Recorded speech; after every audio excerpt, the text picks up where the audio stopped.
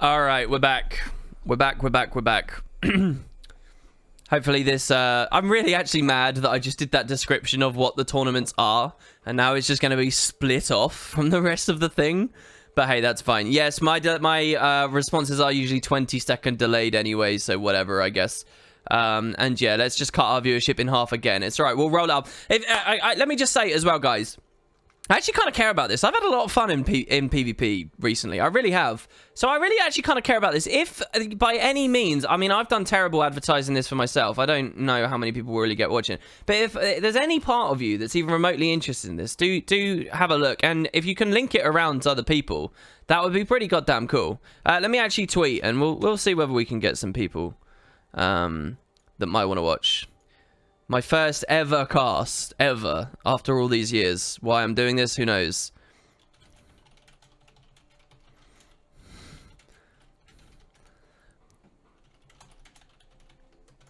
Okay, and let me just tweet it.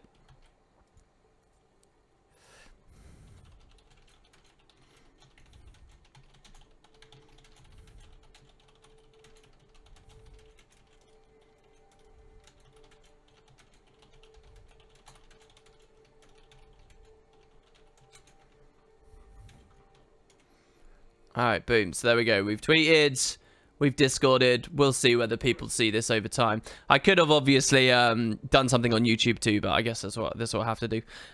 So yeah, let's see what people are saying. So the other thing, by the way, guys, is if you have never, ever looked at this at all, you probably can't play because you'll have 0 qualifying points. But some of you might have QP from ages ago if you've just tried a random daily before. It only costs 100 to get in. 100 isn't many things, right? Like, you can get that from just 2 wins.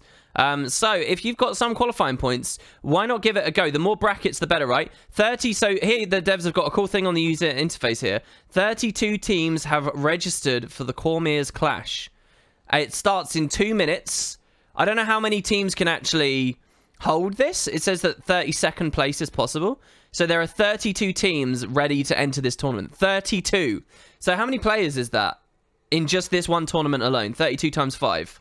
I'm not going to try and do that off the top of my head and embarrass myself. Well, maybe it's embarrassing using a calculator in the first place, but 32 times 5.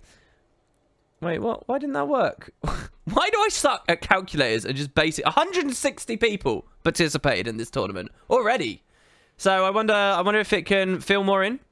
That'd be kind of cool. So yeah, we will see. I've got some like different minimap things and stuff going on, so hopefully we can see some cool stuff. What you have to do, guys, is you just come in game. You go to LFG if you really need to. So you go LFG and you go PvP, and you go to the tournament section and check it out. Look, these people are looking for people, right? They're hoping that you'll be plat. They can't verify your plat too, but you can advertise your group. And, you know, you'll fill it up. You'll fill it up as long as your people have the qualifying points to get in.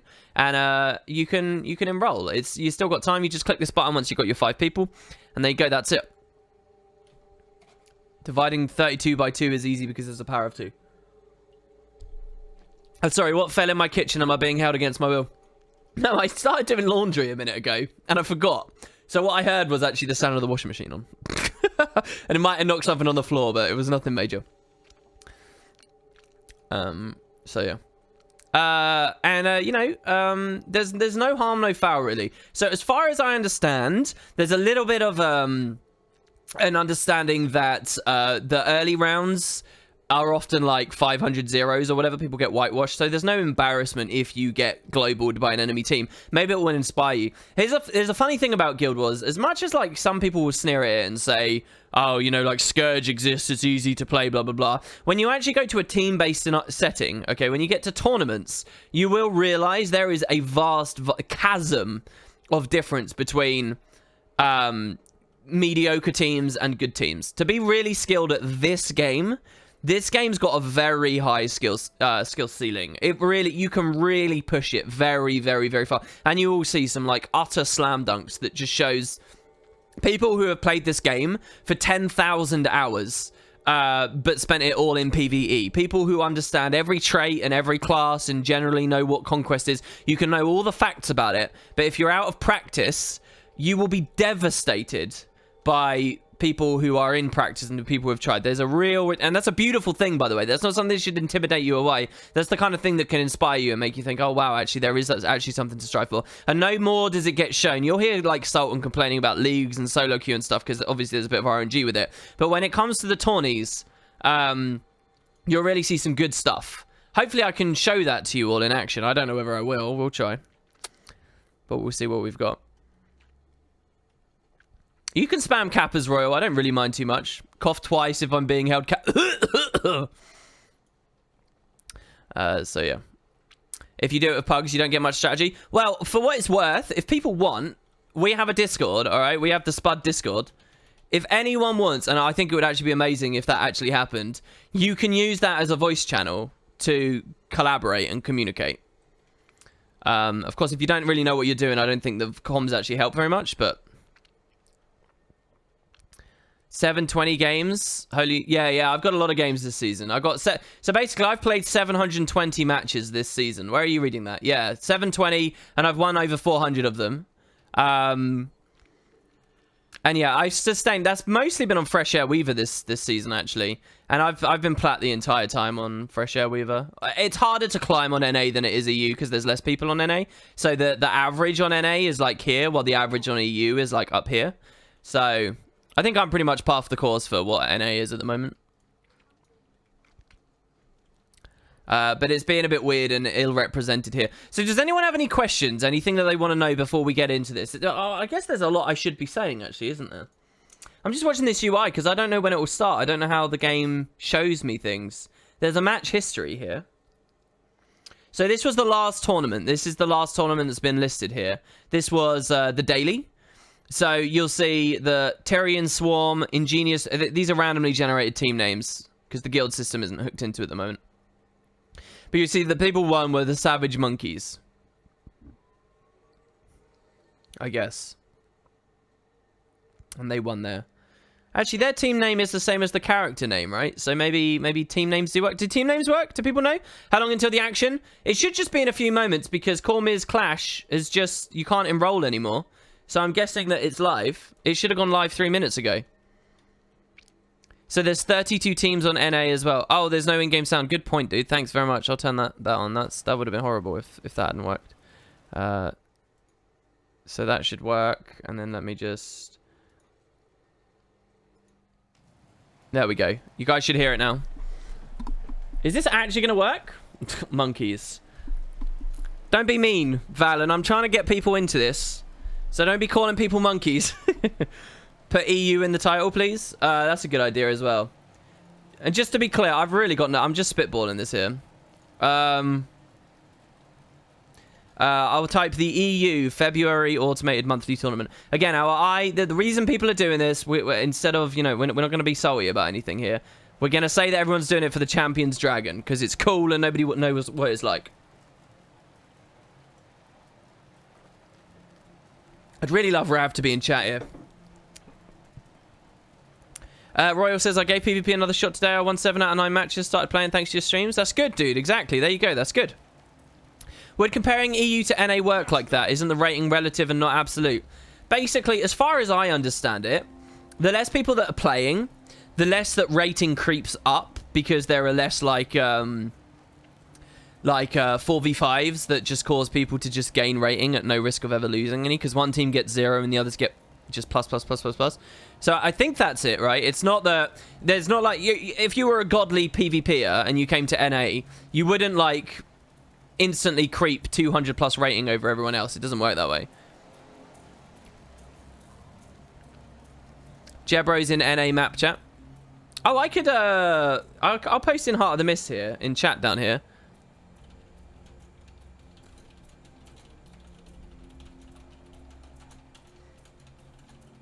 Oh, you can see the effect on Wiki. Oh, the Gizmo effect. Oh, I see what you're saying. Okay. I'm channeling the writing team and flying by the seat of my pants. Yeah, certainly.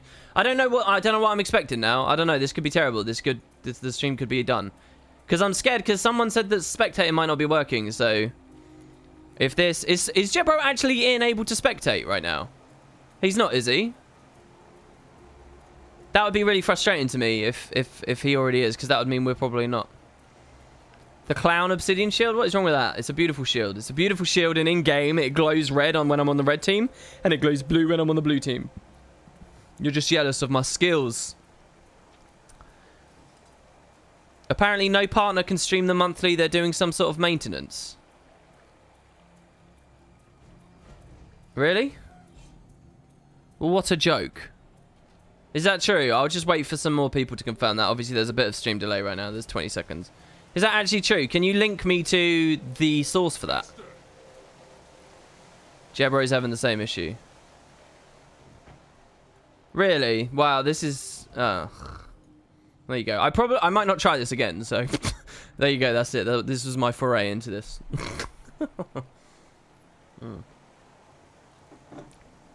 He can't get in and was wondering if I could. Nice dagger, is that the obsidian one? Yeah, so these are PvP skins, basically. These are the top tier ascended PvP skins you can get. Everything you're looking at I earned from PvP except the back piece. If this doesn't work, there's always POF story. Yeah, but I'm not mentally in the groove for that now. The source is Sin's stream. Yeah, but so what? Where did he get it from? Cinder isn't a source. They turned it off for maintenance. Where does that come from? Yeah, George is just saying that it's broken now as well. Oh, is it in the Discord? It would probably be a good idea if I actually looked. Okay, so let's see here.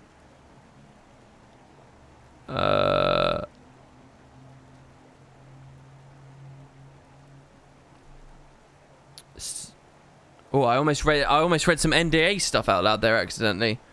I've got to be careful about what I read out loud here. Where is it? Do I have to scroll up quite far?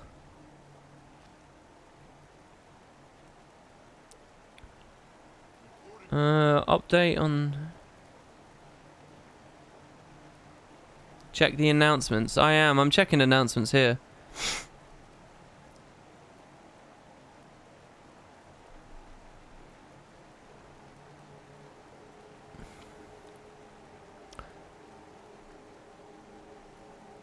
The FTP...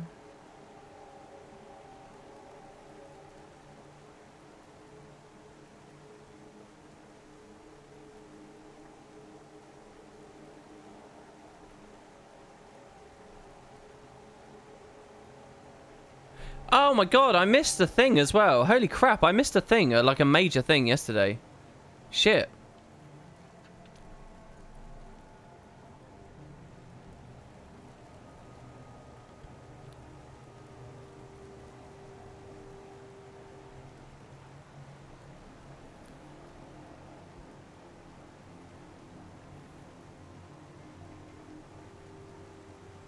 I don't see it. I actually don't see it. Maybe someone's whispered me. Let's see. Oh, this is lame, because I gave up several invitations. There were literally like 3 teams that wanted me to play with them. 3! This stream could have been me actually participating.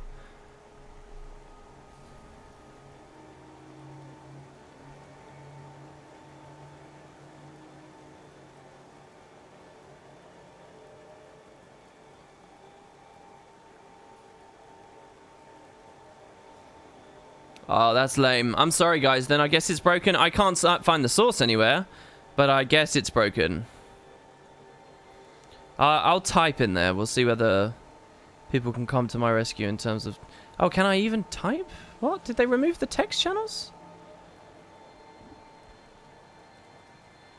They made it a note on the 12th in the general area, but it was part of the announcement. On the 12th? Fuck me, that was ages ago. No wonder I can't see it. Alright, what is this? Make sure.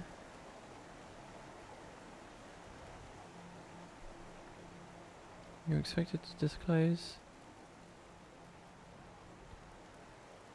I don't see a thing on the 12th saying that.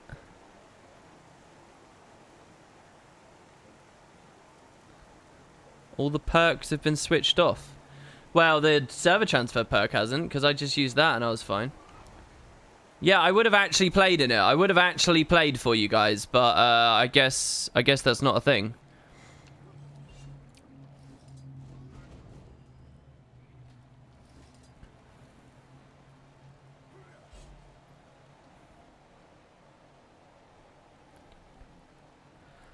Oh, well. I can't believe they do maintenance during a monthly. Why would you ever do maintenance during a monthly? I guess, to be fair, so few people are, like, trying, and maybe they just thought, whatever. But, I mean, doesn't Jebro do every single monthly? You would have thought he would have known before now, if they'd announced it in advance. Careful about going into ranked. I'm not going to queue ranked on this stream. Robot with a Tookie shield. Look, just stop being rude, people. I look amazing, and you're all just clearly jealous. All this jealousy in chat on these hard times. I don't know how to deal with it. I need one of my mods in here to ban all the jealous people. Jealous of the shield. It's incredible shield. Georgia says he's got the note of it. Can you just copy-paste it to me, then? I do believe you. At this point, I do believe you. I can't imagine that you'd be, like, what would you gain from this? So, yeah, if you want to just copy-paste it to me. He didn't know, and he does stream them. Yeah, so maybe he just missed it. Maybe because he's been focusing on other games and things as well. Sam says, wait, can someone explain what's going on? So basically, we were going to do a big stream, and I was going to try... I've never casted before, but I was going to try actually casting a monthly. But the tournament is currently going on right now. It's literally going on. But, so can you see this? All these contenders? Do you see this? And eliminated? This is it. This is it. This is the tournament. These are the rounds. First round, second round. It's going on, and I wanted to spectate and show you the games. We were going to watch some PvP. I was going to watch a monthly for this new Gizmo reward that's in it. And they're already on the third round here, as you can see. So literally, this is our spectating experience here. We can watch here. It's like we're playing Football Manager. No in-game sound? There's absolutely in-game sound. What are you talking about? There's lots of in-game sound. I can hear it extremely loudly. This is what I get for leaving 2 hours ago. No, I can't spectate, man. I can't spectate. It's down. It's down. We're spectating the match history, which is just as interesting.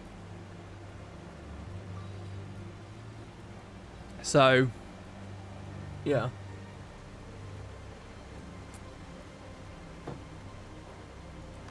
The name of the gizmo is, Champion's Dragon.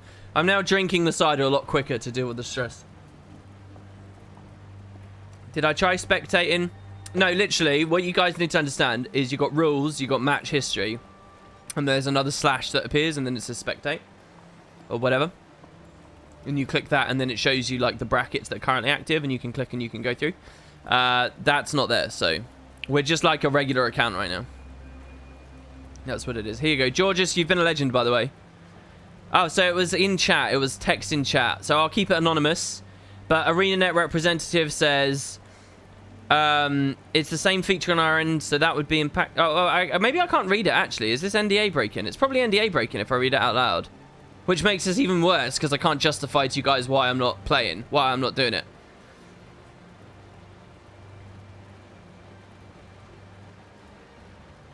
Okay.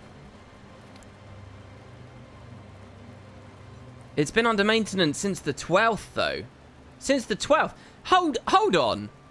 No one has been capable of streaming a tournament daily, because there's been dailies, there's been shit tons. No one's been able to capable of streaming a daily tournament since the 12th. Since almost a fortnight ago. And most of the prominent members of the community haven't realized until now.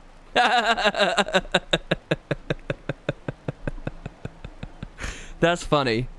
Oh, that's sad as well, though. Oh, well. Look, we'll watch it this way. It's going to be fine. I was going to teach you guys what Conquest is. I was going to tell you what the matchups were, and I was gonna do all the things. It's alright, look, we'll find a single hot join. People... I need people to set up to actually play a hot join that's not 1v1 or daily camp, dailies. Can people do a legit hot join, and I'll pretend that it's the actual thing. Look. I will show you guys. Look at all my amazing overlays and stuff, alright? I set this stuff up, alright? This is, like, incredible quality, and I'm not allowed to show it to you. So check it out. We got an explosive mid-fight going on. Blue team has both artifacts and double cap. This thief's going to have to bail out of that. He could barely take that 1v1, let alone when he's being +1'd. by this enemy. Actually, we can't even see the class when they have the artifact. That's kind of interesting. He's been jumped. This is probably... Wait, I'm guessing that's a Medi-Guard because of the way it moved there. No, it's not a Medi-Guard. We can actually see what they are. Okay, there is Thief. There's a Thief with a shield and a Warrior with the sword. All right? So this doesn't look good on Colosseum here. Doesn't look good. Christ. See, I can so deftly move between the players though, guys, right? Oh, he's running pistol action. Is he running... Was that a Condi variant? Mine handy. Oh, this is funny. Is that a Stephen Fry reference? That could be a Stephen Fry reference. This means my phone, right? In German. It's something like my phone is something. My phone is ringing? I don't know. This is definitely German for my mobile device. My mobile phone. You see this production value, this 2-second production value. Blue team grabbed a capture point. Yeah, Georges, I agree. He says it sucks though. It would have been awesome for the PvP community for you to talk about this. Yeah, I mean, maybe I'll still be into PvP in a month. Artifacts have reached maximum power. It just depends in general how salty people continue being about it all. It's the only thing that puts me off. It's literally the only thing that puts me off. That almost all the streams you watch are just people being just, I don't know. No one wants to be in a scene where everyone just treats it like it's nothing. And is more interested in bashing like the development than cultivating something on their own hands. My viewer base went up since watching the minimap. I can't imagine it's very high right now. Let's crack open the other one. You're struggling with it too? Are you really, Georges?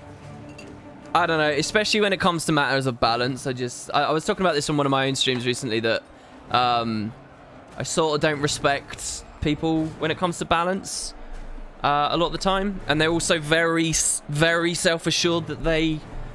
I don't know, I don't want to get into the huge rant here, but... wait, I'm so boneheaded that I didn't know Guild Wars 2 actually has 1v1. It has a 2v2 map that nobody really plays on because they don't really like the geometry of it, but it does have a 2v2 map. It also has a deathmatch map, which had pretty radical changes, and as far as I know, nobody's really played with it since those changes. I certainly haven't.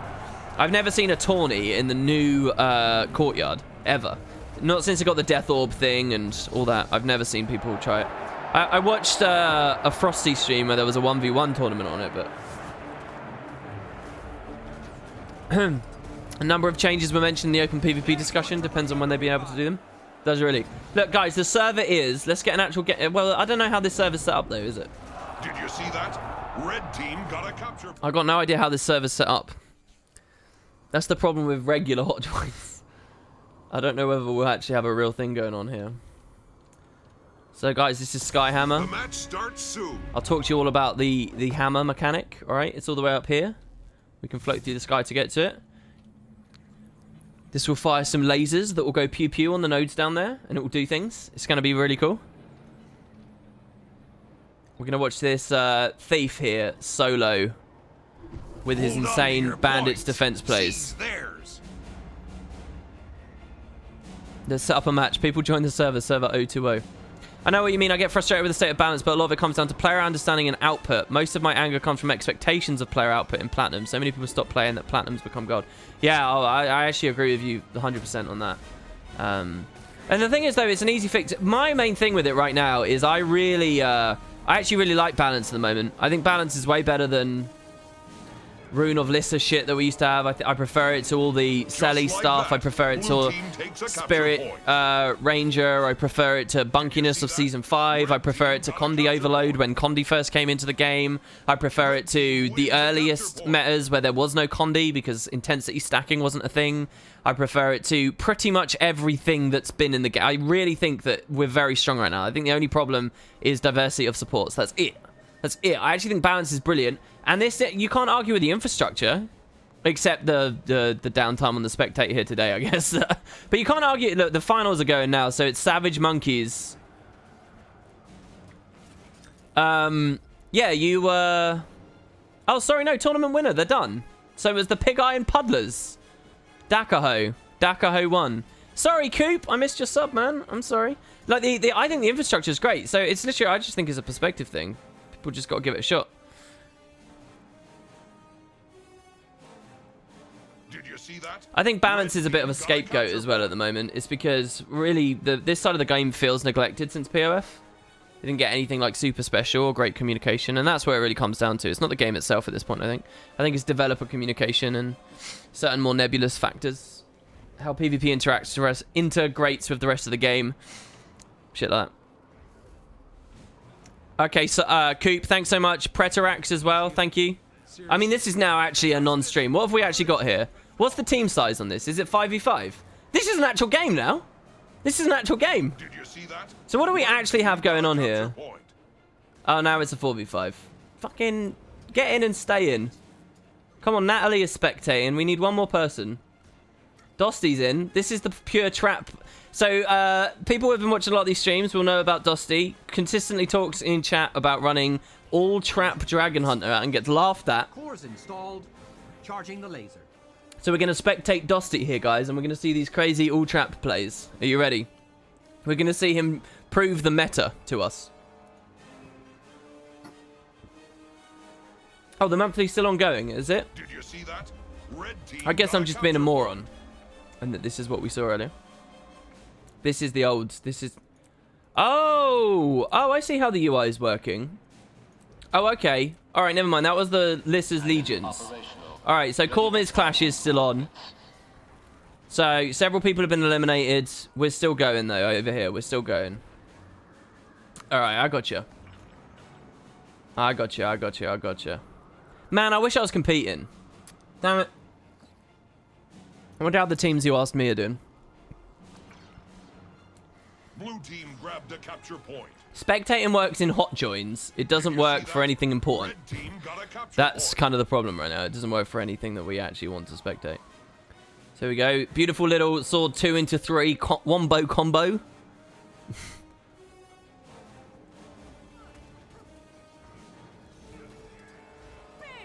Actually looked like he was DPSing his ally there for a second. Why aren't we able to view matches? Because they're under maintenance, apparently, Valen. Apparently, it's been like that for like a fortnight. It's been for almost 2 full weeks that we haven't been able to do it. So I don't know what's more upsetting to me: A, that that I can't actually do the stream that I wanted to do, or B, that it's been this long and nobody really realized it. So in my sub, oh, you actually asked for something in the sub, did you? Let me have a look here. Oh, okay. If we could talk about anything, it would be great if you could post your builds somewhere in the Guild Wars 2 skills.net so casuals like me can play exactly what you play. That's a good idea, man, actually. I should do that. The more PvP streamers I watch, the more I'm appreciating when they have their builds down below. I don't really stream many different builds. I'm currently... this is not an interesting game anyway, so... Oh, why doesn't the escape context menu work? That's interesting. When spectating, you can't press escape to bring this up. The next build I'm on is like a really good... If I'm at... for an actual try-hard build that you'll see me on a lot, if you queue a lot on NA. If I actually start trying towards the end of the season, which I think I will, you'll probably see me playing this. There's like 3... Wow, Skyhammer calibrated to red while we're out here. Okay. There's like 3 variants of... the fashion wars will change. Don't worry, guys. There's 3 variants of Mesmer. Just OP, stupid, gross dirtiness at the moment. And if I actually want top 25, I'll probably play this for it. And I'll contribute to the problem of the eye cancer and all that gross stuff. So this one is the sword one.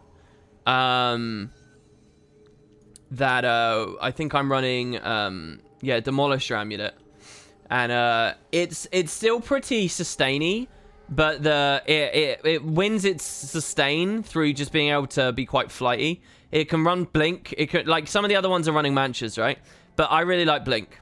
This is like just as mobile and has got such a same amount of playmaking potential as the Condi Mirage that I was on before when I was like genuinely trying.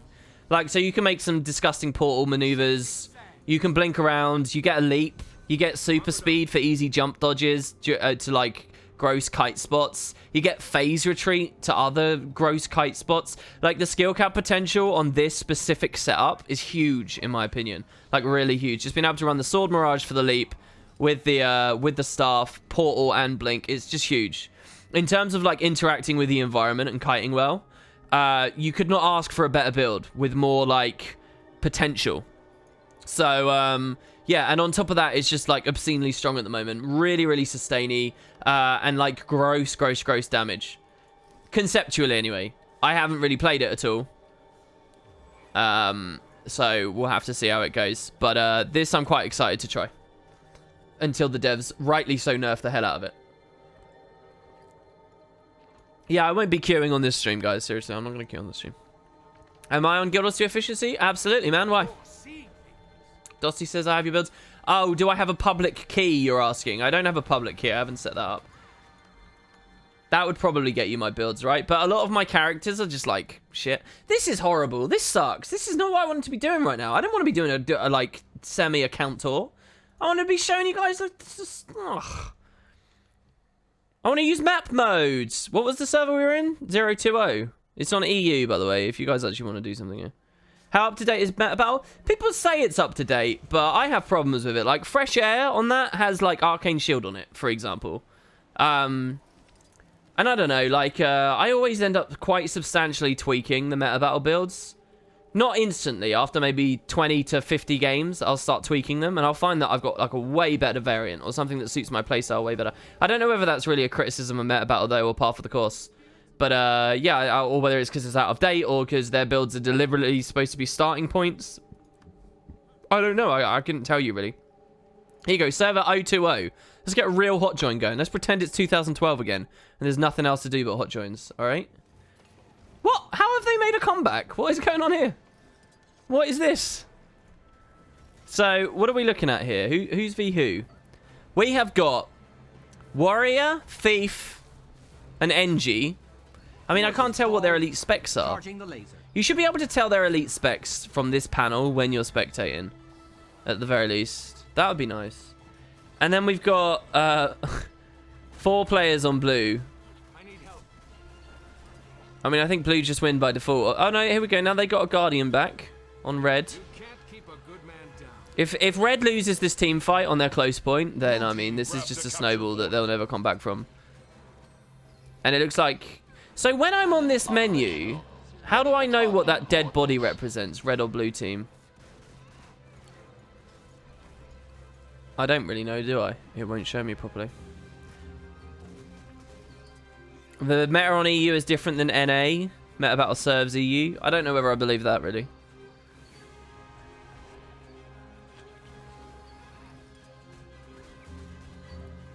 Did you see that? Red team so new players will think that these hot join matches are the tournament. Yeah, they might. They might. I might have to just stop, guys. I might have to stop. I feel a bit weird now. I feel a bit odd. Oh, no, I didn't mean to do that. I meant to spectate one of those. All right, that's fine. So do we actually see any good builds, any good players here at all? We see him rocking the axe shield, which is kind of funny. Let's see about red team. So we got Dosty, who just won his 1v1 against an axe warrior. Rocking the traps, baby. Who else we got?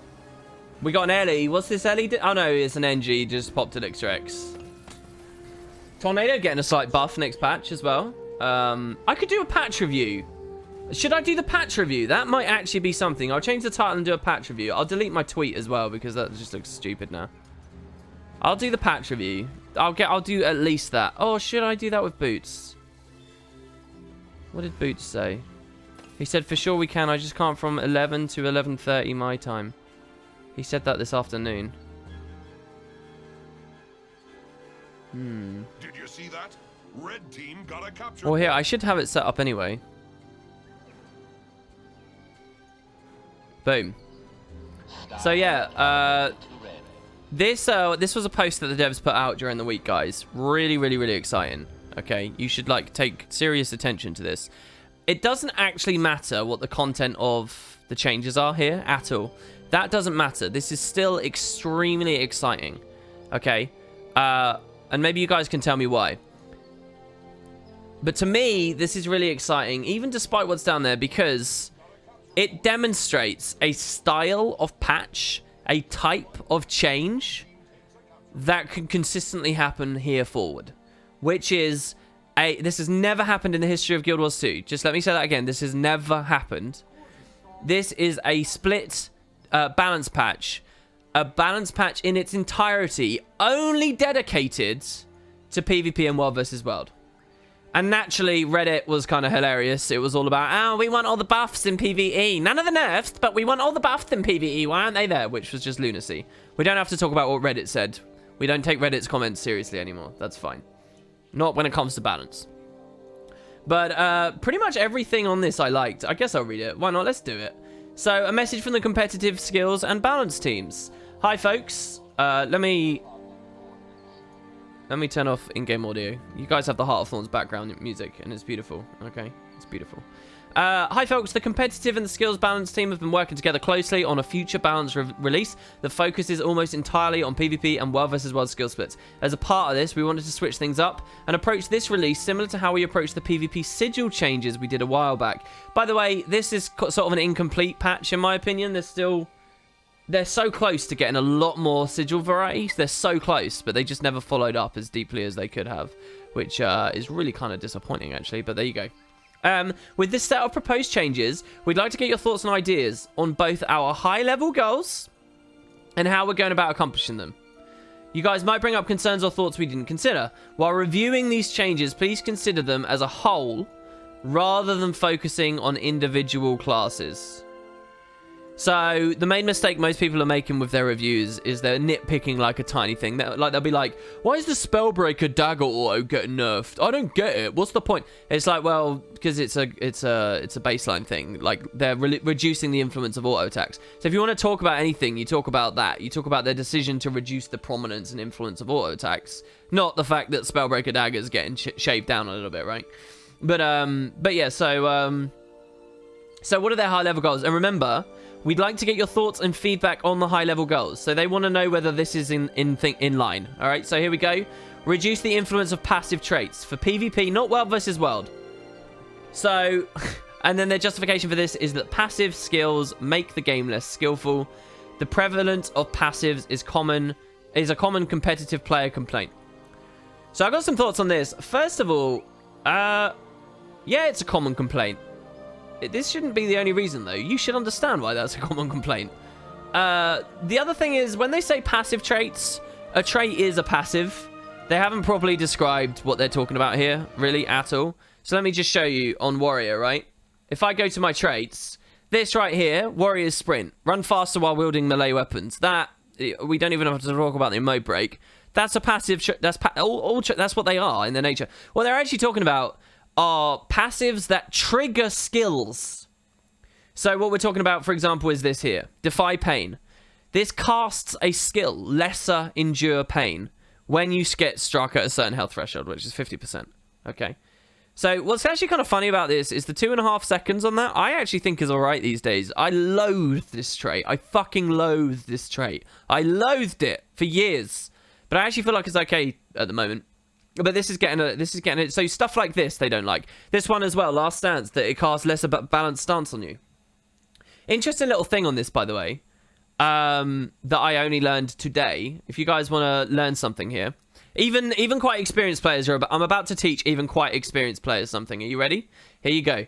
So basically, if I am like headshot, it will trigger my lesser balanced stance. Lesser balanced stance is a stun break that makes me uncrittable, gives me stab, swiftness, vigor, okay? But here's the funny thing. If I'm in midair and I get stunned and I get headshot, it will proc the trait and the cooldown, but it won't do anything. Now, I learned that watching Boise's stream earlier, but I realized immediately why that's a thing. It's because they nerfed in Guild Wars 2 a while ago the ability to stun break in midair. There are some ways to still do it, but generally stun breaks don't work in midair anymore, which is why if you get headshot in midair, it won't do anything because it will disable the it will try to activate the trait, and then the oh, you can't stun break in midair thing will kick in, and it will remove the whole thing for you. So if you're playing anything that has a ranged CC, interesting little counterplay you can take advantage of against warriors. If it's the start of your 1v1 or engagement, you can actually launch a CC at them in midair, and you can basically eliminate that trait. It's kind of an interesting, weird little bit of counterplay there, but there you have it. So anyway, let's go back to the Ben P has some follow-up comments. Oh, Dusty says we won, I carried. Why did you not spectate that? Sorry, Dusty. Sorry. I believe you. I believe you. Ben P has follow-up comments on what, Benji? On the inability to spectate this tournament, or on the balance? I'm guessing balance, right? I'm guessing balance. Anyway, so why did I start talking about that? Yeah, passive traits, right? So that's what they're talking about. The actual activated skills. Remember, they're looking for thoughts and ideas. Let me change the title of this stream.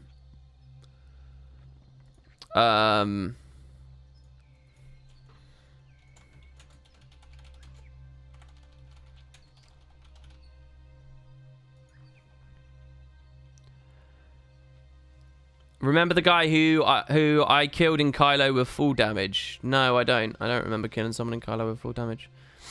But okay, so let's keep going. Do we actually have... We don't have chat up, right? Because...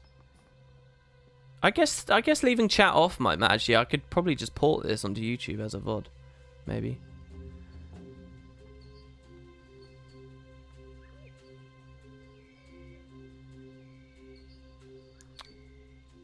But yeah, so passive skills make the game less skillful.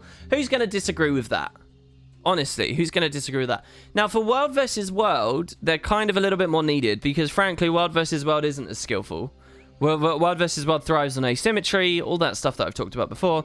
But also, if you just look at the speed of the content, you kind of need stuff like that to auto-proc when you've just been slammed by a million projectiles all at once.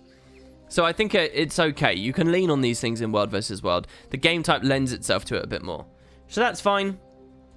They also have a high-level goal of increasing build diversity.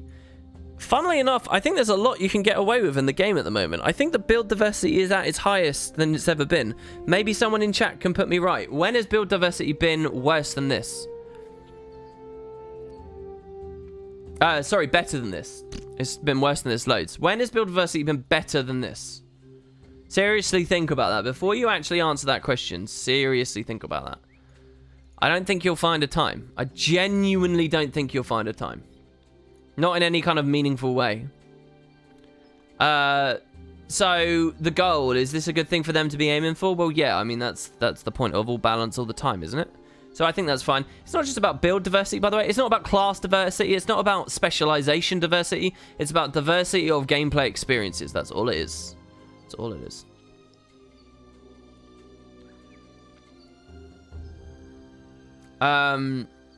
So, yeah. And they're saying that what they're trying to do to accomplish this is decreasing the power of some of the more dominant builds, and they hope to give increased viability to builds that were previously pushed out by those specs. And this is just a no-brainer, right? Like, that's obvious. That's the way that it works. I think that's fine. So if something is, like, too much of a king on sides, then that really pushes out a lot of other builds. If something is too much of a king as a support spec, then that's going to be the only real support spec that people run. If something's too much of a king at, you know, Condi flipping and bursting and whatnot with Condis from the sides, like Scourges, then that's going to limit the ability to run other things that would slot into that role. It just makes sense. It's fine. They're saying that they're increasing power levels in some target areas that were previously underperforming. What I'm curious about is what they consider this word to mean, underperforming. What does that mean to them? Does that mean we don't see statistically it being used very much? Does this mean community perspective is that it's bad? Like, what does that mean to ArenaNet? I don't know. So this is an interesting one as well. Reduce effectiveness of offensive instant cast skills and traits. So, they say instant cast spells don't give players opportunity to respond. While we don't want to remove combos utilizing instant cast abilities, we want to reduce the impact that they have.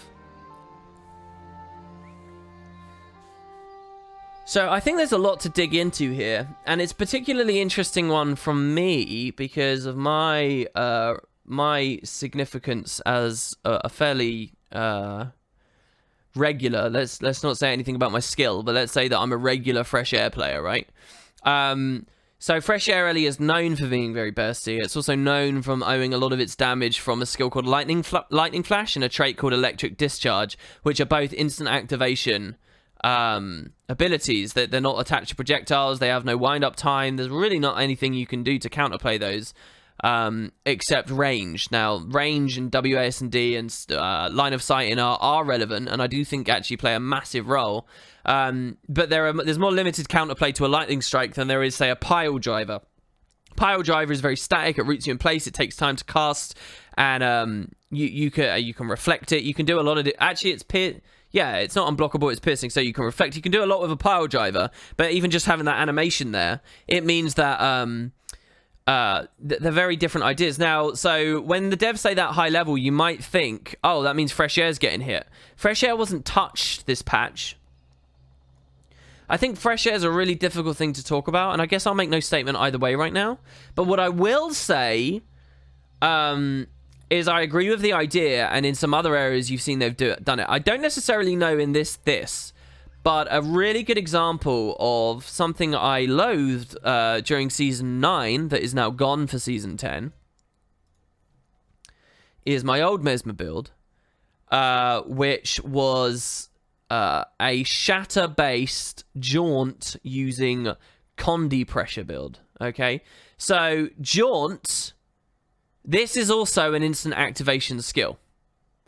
It's a blink that on a Condi builds was putting out a lot of pressure before the confusion change and so forth. A lot of pressure. So Jaunt, I think, is a great example as well. So are these shatters. Now, again, you'll notice range is another big thing. Then this is you can't really line of sight these, but range is sort of your main counterplay on this stuff. But, you know, this really frustrated me. I don't think that this is good. I was abusing this last meta. I was playing a ton of this. I don't think this is good for the game, though, at all. So, we've actually seen that this has fallen away because of the Mesmer rework. But I think that's good. I think this really... Skills like this, I don't care about it as a utility thing, as a movement thing, as a leap, whatever. But I wouldn't even necessarily care about it if it was like a blind that it threw out or whatever. But as an offensive skill, stuff like this is frustrating. So I think that I think it's a good high-level goal. I've long said that Hollow Smith is the best thing that they did in Path of Fire now. Just, it's a beautiful specialization. Let me show you the animations here. I'm on Scrapper at the moment. I guess I'm in PvE. I was playing with... I think I was playing with Purity of Purpose with boots off camera. We weren't in the middle of a video or anything, but we were messing with it. What's this? Most stun breaks now do work in midair. They've changed that because of the sand sharks in POF. It's weird if they didn't change lesser balanced stance too.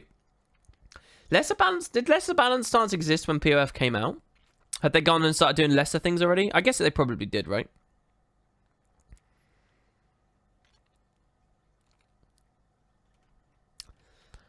You're surprised at how bad my taste is. Oh, what's the final here? It's Sind versus Vans, and it's Misha versus Frostball. Is it really? I don't know. I feel bad now, because I'm basically taking viewers from what would probably be quite interesting streams to watch. Are the games ongoing right now? How are they doing? I'd probably quite like to be in the audience watching them. I'll have to watch the VODs, I guess. Tournaments... no, that's leagues. What am I talking about? Match history, Cormiers, Clash. So quarters are on right now? Quarterfinals? Let's actually see what the state of Twitch is right now. Because we don't really have many people watching in the first place.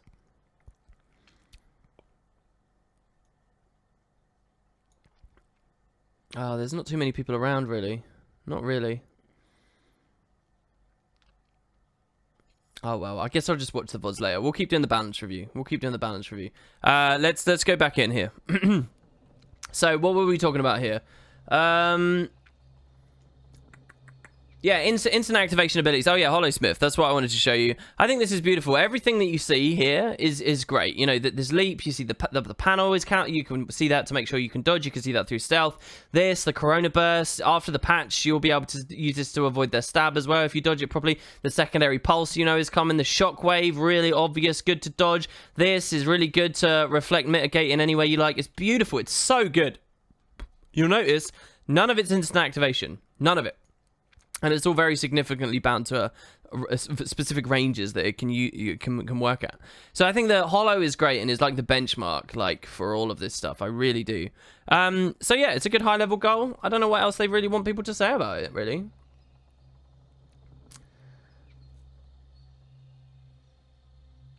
And so then they get into the changes themselves. So I'll go fairly quickly on this, I guess.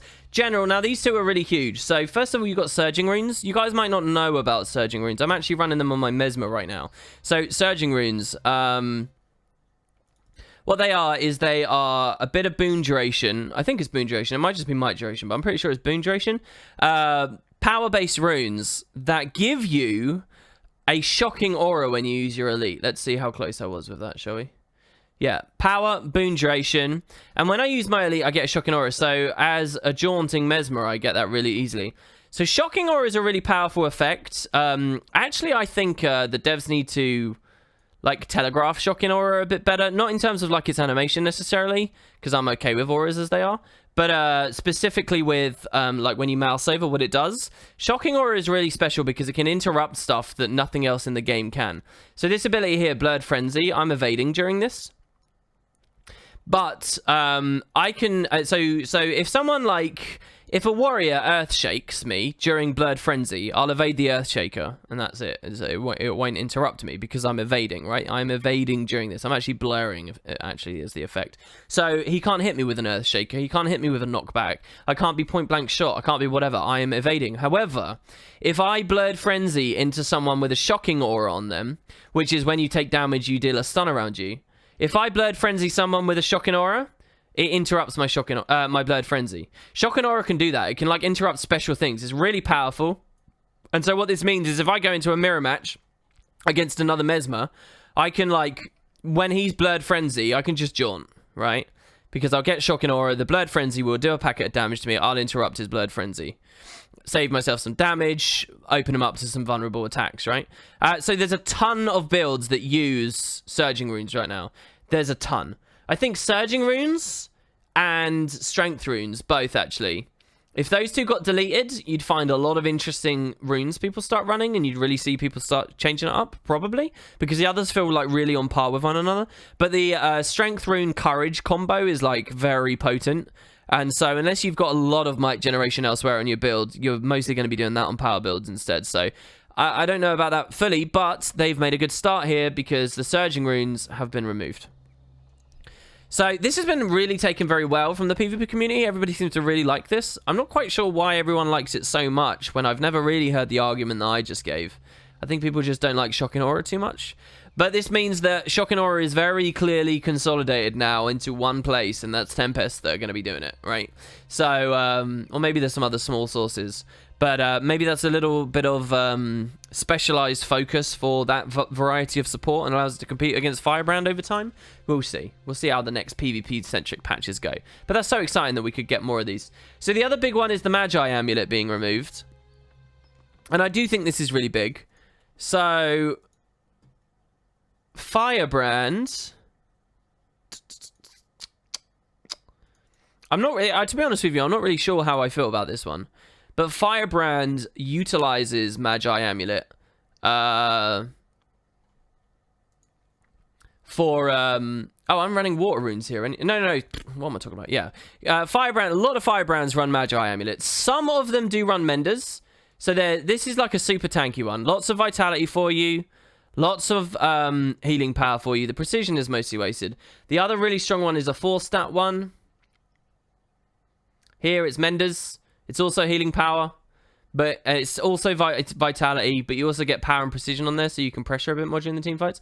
So basically, this is getting deleted. If we have a look here, healing power. The healing power category There is only one amulet in the game that is healing power major stat. There's only one, and they're deleting it after this patch. Will you get a refund? Yeah, I think they've refunded people in the past, yeah. Who cares, man? But yeah, I think you will. So this is going away. So people talk a lot about like power creep and whatever. I've said this before on stream. What determines the deadliness of combat, or whether it, like things are OP or whatever, really is amulets and amulet variety in PvP. And they have a lot of control over that, and they're exercising that here. So like they've culled away a lot of tanky stuff. So no more Magi amulet. That also means no more Magi amulet for other potential supports too, though. But it brings them all down, I guess, a bit. You'll just see them all running Menders now, which is a little bit squishier. So team fights will be more deadly, because you also get to do some more pressure, so with your F1s and stuff. So, curious. I'm not sure what else I think about that. I can't get any really strong, well-reasoned discussion from other people, unfortunately, either. So, I guess we'll see what happens there, and whether the devs really accomplish anything amazing with that one. But yeah. Yeah, I think you have to buy Magi. I think so. So yeah, those are some general changes. This is actually going to be a huge, huge, huge thing on the stream, isn't it? If I go through everything. So what are some other things? I guess I'll pick out some other stuff that I haven't seen many people talk about. I think this is interesting here.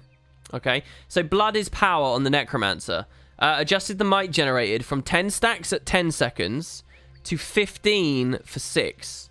And then a similar change up on Warrior. We get 4 Great Justice. Adjusted might from 6 at 25 to 12 for 15. So the devs haven't listed this up on their at the top of this post. So when I say I'm interested in this, I don't mean, oh, that's going to be overpowered, everyone's going to run it. That's not what I mean. I'm not talking about that at all. What I'm talking about is the philosophy at play here as to why the devs have done this. Because I think it is really quite curious. They didn't list it at the top, but what you'll notice in this upcoming PvP world versus world oriented balance patch is a lot of solo might gen opportunities, and like ramping might that just comes in has been nerfed. A lot of that's been nerfed, especially on Druid. You'll see a lot of it, okay? I think Hollow got some of it as well. It's been nerfed. However, certain abilities... I wanted to go on my Necro, actually, for this one. Certain abilities, team-based ones, AoE, dedicated, specific might generation tools, have had this tweak that makes them more intense. Not necessarily buffed, because... duration-wise, that, you know, over a certain window of time, they're still as effective as they were before.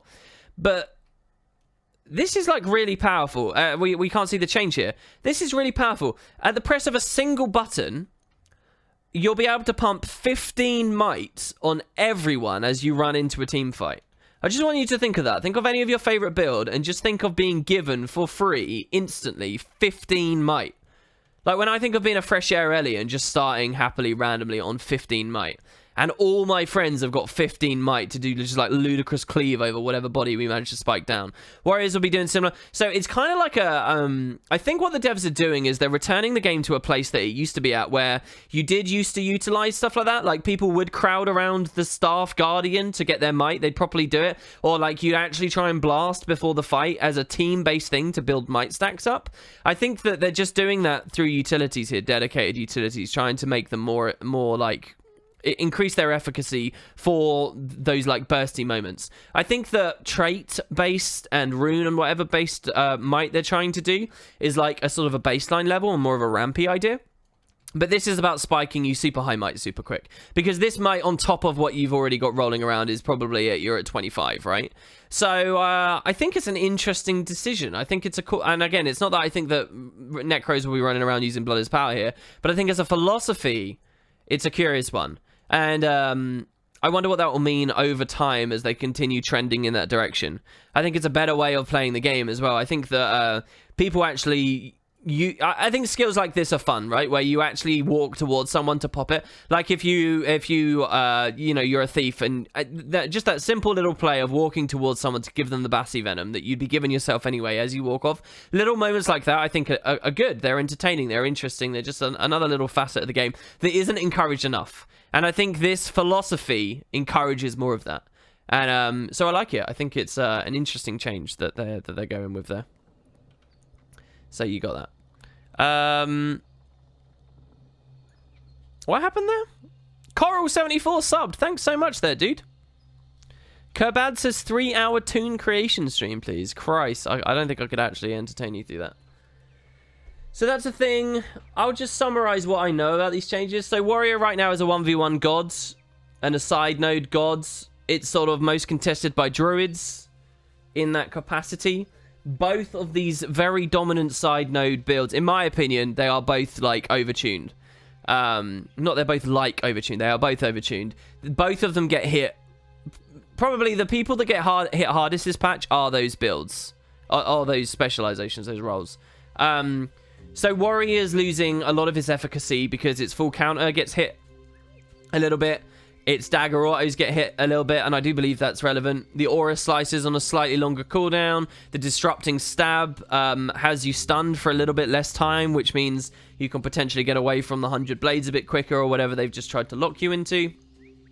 This in practice, this might not really mean too much.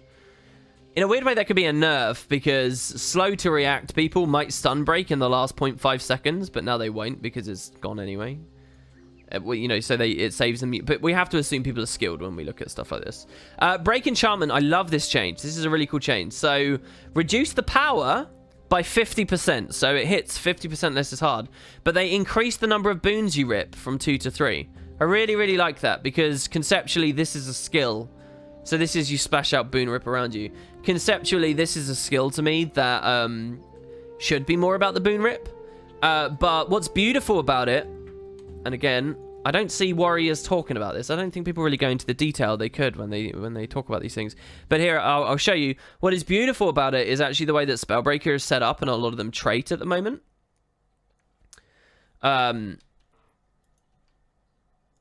And it's this trait here, Loss Aversion, okay? So, just to go straight back to the note, okay? What it says is that they've increased the number of boons from 2 to 3. So, if you have a more skill-based, less spammy attempt at a break enchantments here, as long as you're using break enchantments to rip the maximum number of boons, you recoup some of that damage nerf because the loss aversion will proc, yeah? And you're going to get adrenaline off of that too. So, I really like that, actually. I think that basically what this means is if you're using break enchantments intelligently, it's actually, it will probably still be a bit less damage overall, but it's got so much more potential now as a boon ripper because you get 3 fucking boons gone. 3! That opens up, like, a lot more guaranteed stab losses and whatnot. I really like it. I think it's a good change. I like what they did with break enchantments there. And, just like these other warrior changes, basically this is a tone down. It's just slightly toning things down. That's all it is. Featherfoot Grace, increasing the cooldown by another 10 seconds. That's enough, probably, that it will... I mean, already, I think we see people swapping between Berserker Stance and Featherfoot Grace. But I think that's fine as well. I think that that's a good idea. And actually, what I'm more interested in that right now is the super speed that warriors get, because they are so deadly with it. And I don't know whether it quite fits into the philosophy of the way warrior would be, but that's fine. So then they give them some improvements here. So again, look, short-term might. This is actually solo might, but whatever. So you get more might on your frenzy now if you want to run that, and they drop the cooldown. Nobody's probably going to do this, but fine, whatever.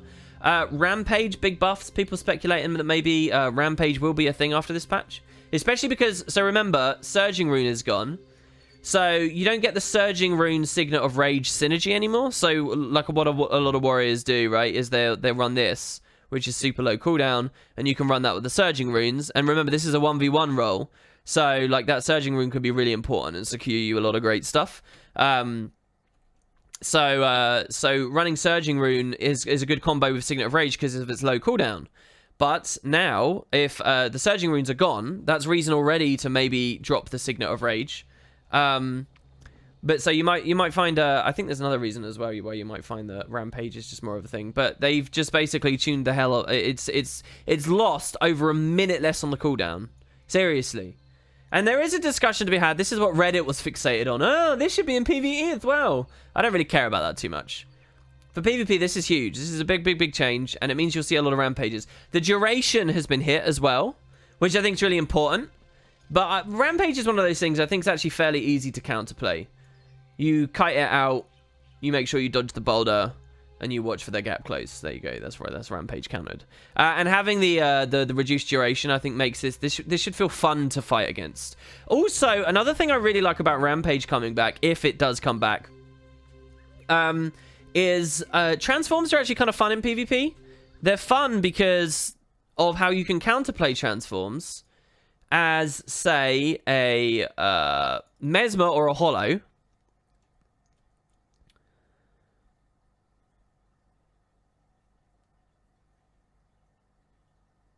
Super long loading screen.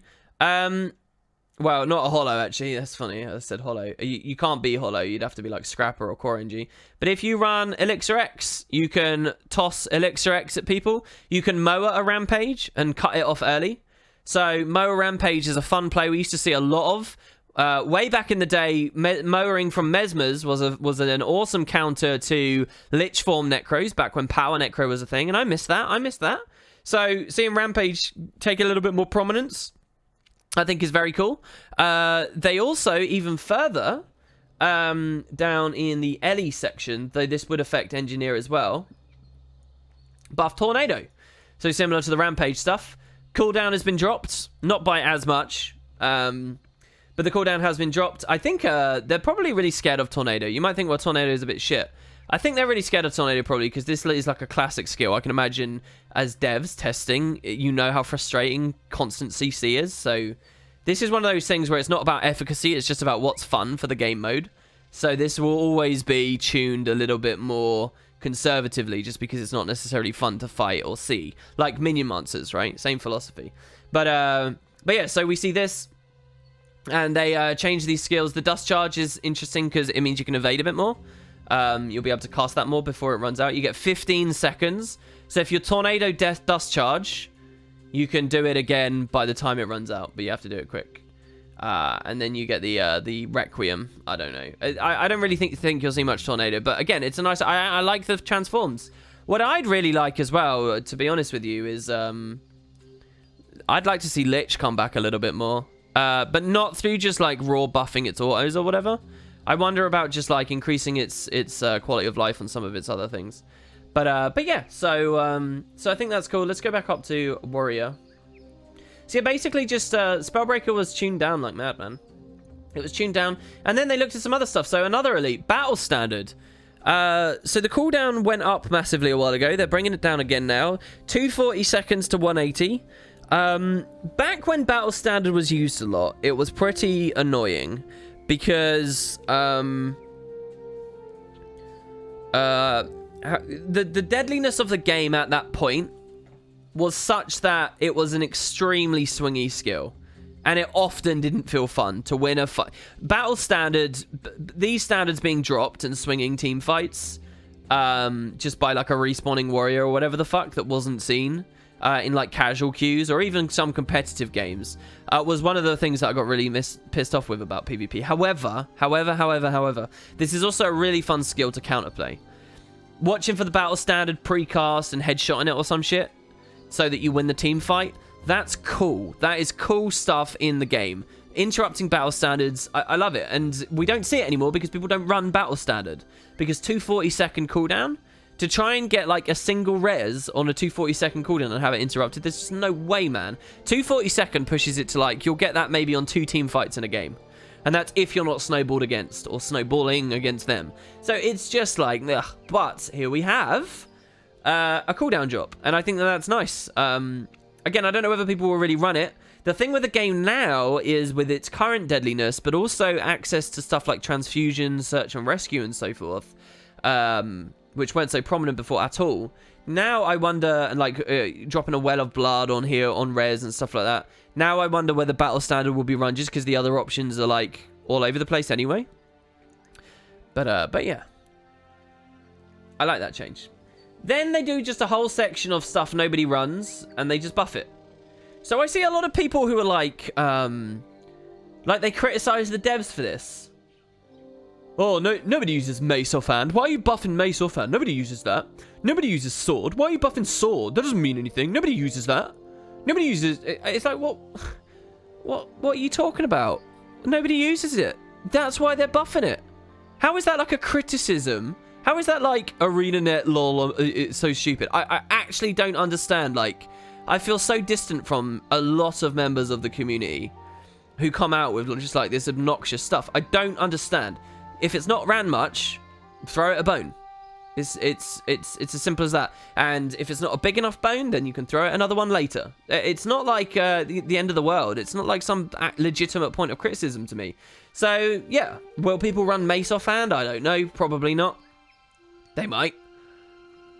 Will they run Sword main hand on Berserkers now because Flurry and Savage Leap and Flaming Fury were all buffed?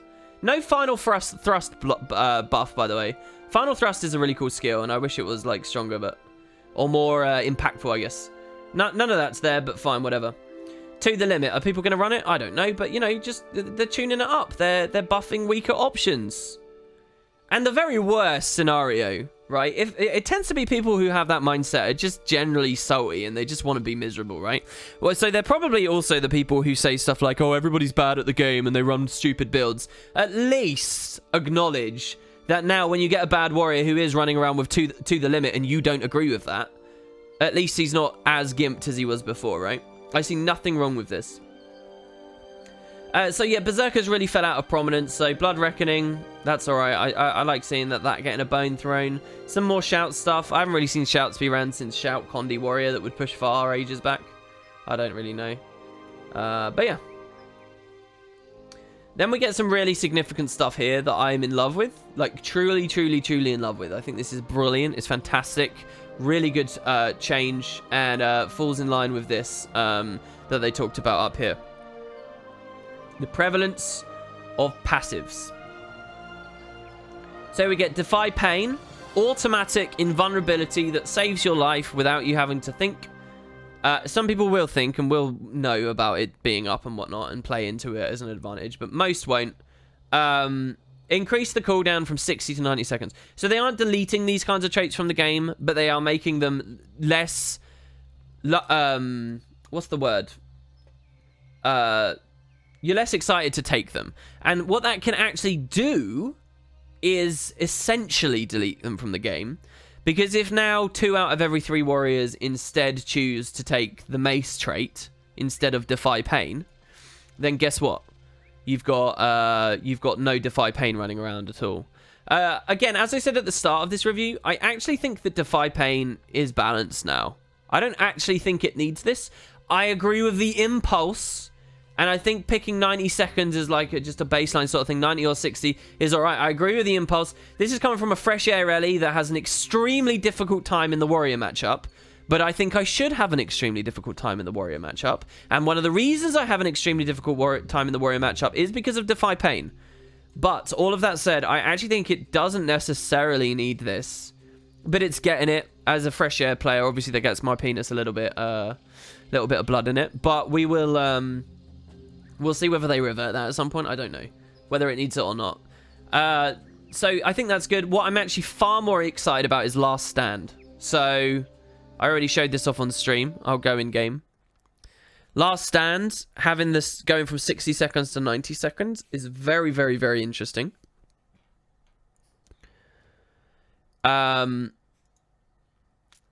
So first of all, this trait increases the duration of all your other stuns, including itself, okay? It means that you get vigor on all of your stances, okay, as well. Did I say stuns? I meant stances. But it also means that the first time you're CC'd, you get Balanced Stance for free, which does a ton of stuff. It nullifies the CC itself, thus meaning that people won't be able to score a key interrupt on you. And then it gives you Balanced Stance, which means you get stabbed, so you can't be knocked down again. But it makes you immune to crits. Immune to... I actually think this is way stronger than a lot of people realize because of the immune to crits perspective. Like, most people would think, oh, there's a lot of power pressure, I'll run Endure Pain. Bro, I honestly, it depends how spiky you think it is.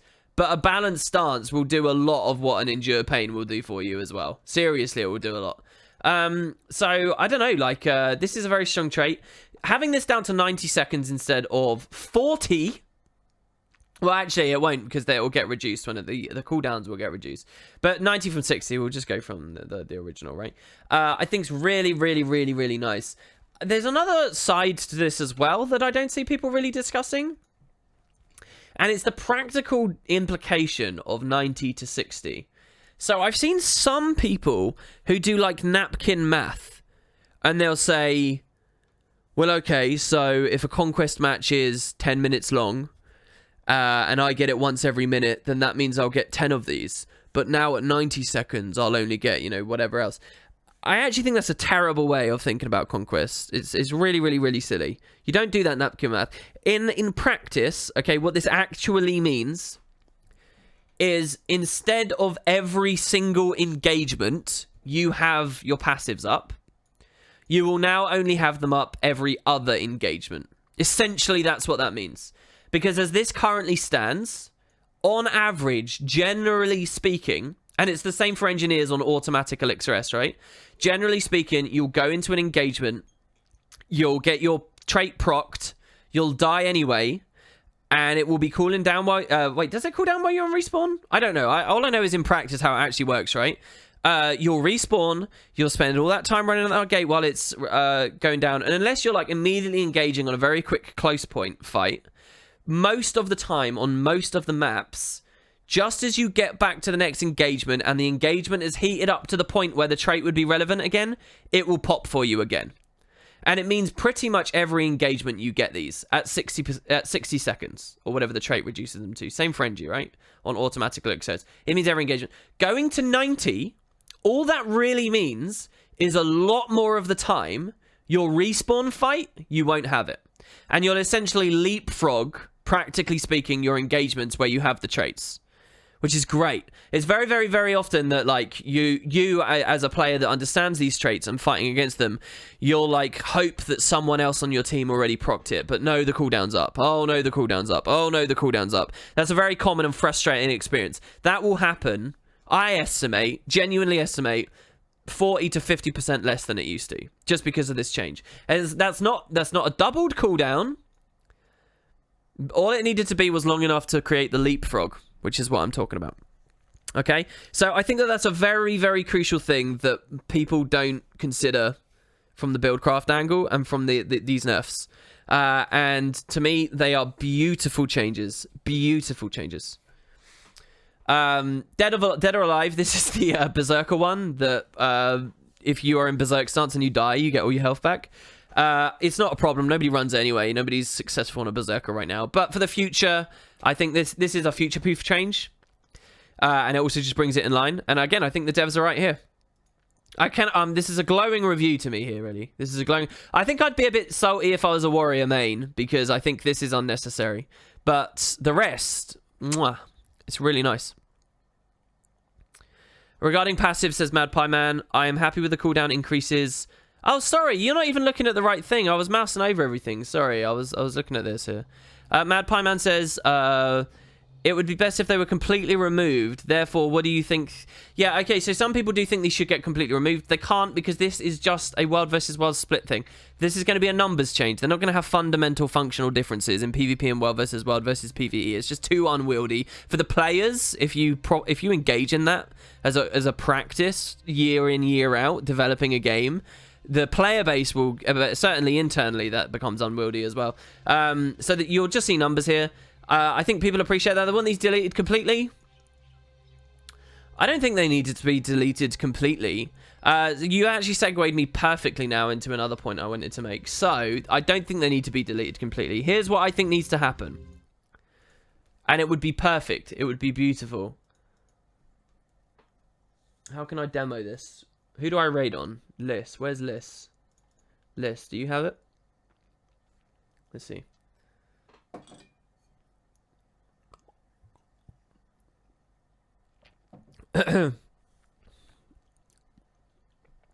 Last Stand is the only one you're really annoyed with? Dude, Last Stand is so strong. Were you on the stream a second ago when I explained all of that? Last Stand is really strong. And it does a lot of stuff beside the lesser active as well. Anyway, no, I don't have it. I guess I'll just have to explain it here.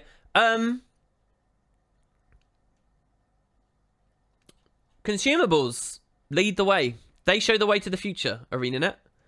You've got it figured out already. You just need to open your eyes and see. It's within your grasp. I currently have these consumables active on me. They're on my buff bar. They're active.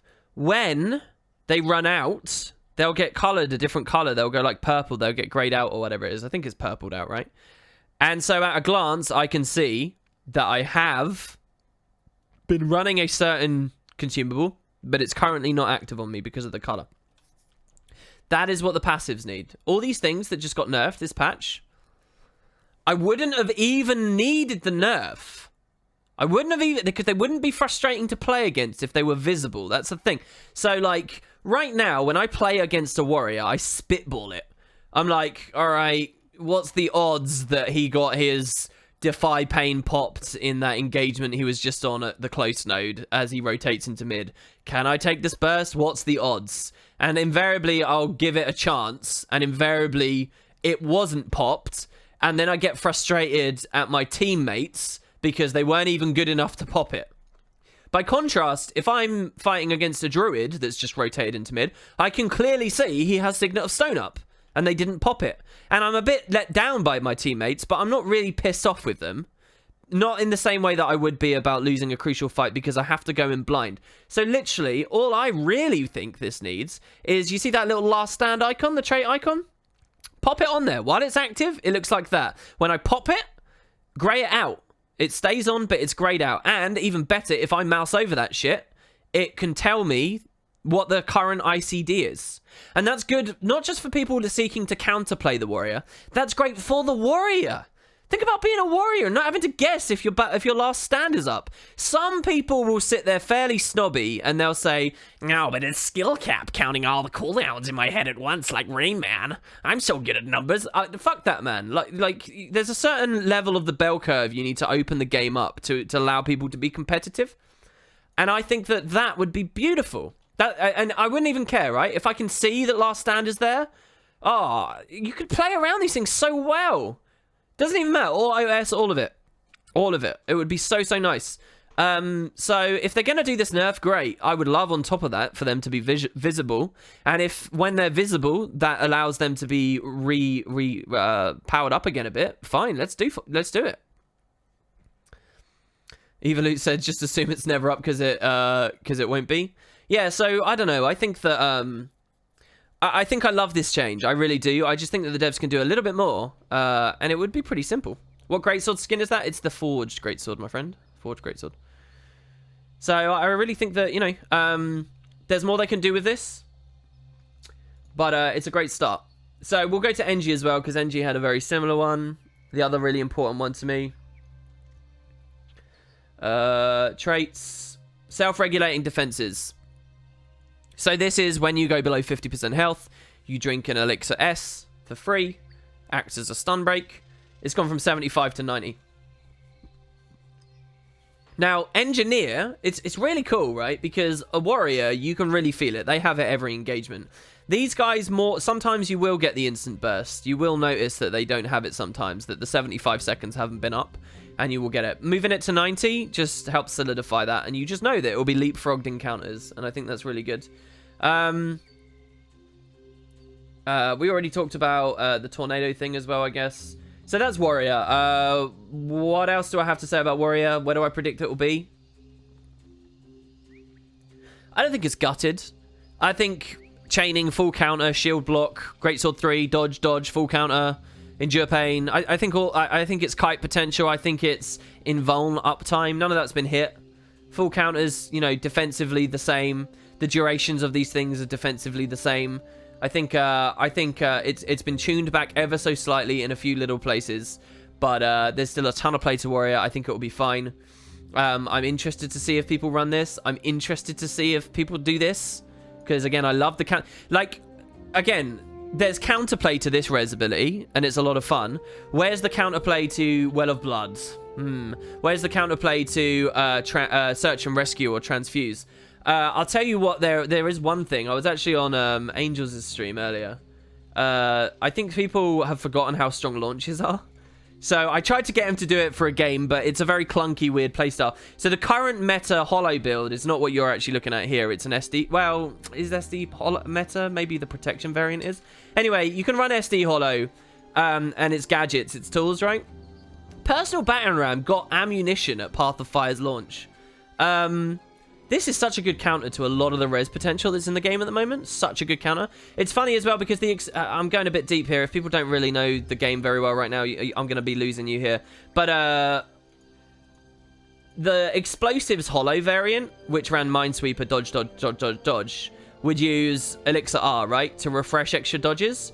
But what this actually, and it was slower than the Rocket Boots, right? So Rocket Boots would rotate around more. This would team fight a bit more.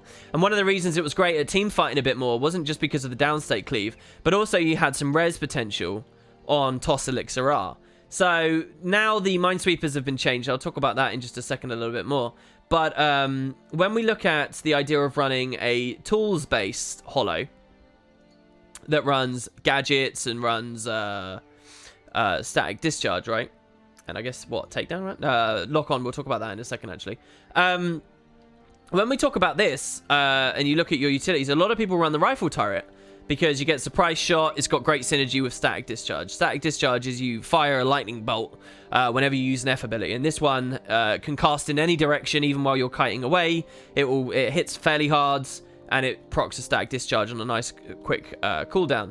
Now, any raiders, any PvE heroes out there will know that blow for blow, surprise shots, in terms of like DPS, literally, you don't think about terms of DPS in PvP really, right?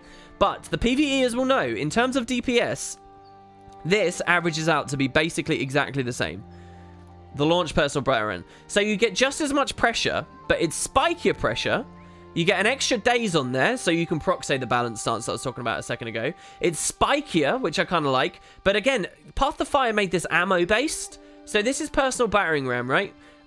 This is a launch. And launch, again, reclaims that downstate capability the explosives variants had, where they can contribute to the downstate by rezzing. When you're the tools, if you actually dare to go for it, and I really think there's more play to it than people realize, personal battering ram, if there's a blood well or a search and rescue pet or some shit, you get 2 of these. You get 2 launches for the bodies. It's so good. And obviously you still got the rifle as well. It's so good.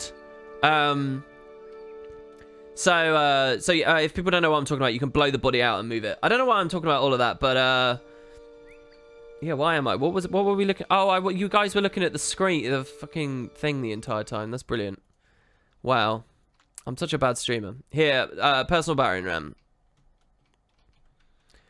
Why not simply put patch notes and gameplay side by side? That's a good question. Here we go. Let's do that. It's pretty bad, actually. It is pretty bad.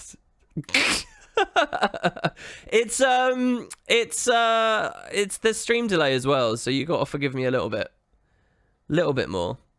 Hold on, let me find this. Window capture, add existing. Firefox. There we go. No, it wasn't intended. You were supposed to be seeing the NG. So personal battering ram. And yeah, we can blow people away and whatever. I was showing you the actual traits in game here. I was actually showing you as I sorted it all on. But yeah, anyway. Actually, I'll tell you what, guys. I do want to change these because it doesn't really matter because I'll have to toggle it on and off anyway because I haven't got it properly set up side by side and I can't be bothered.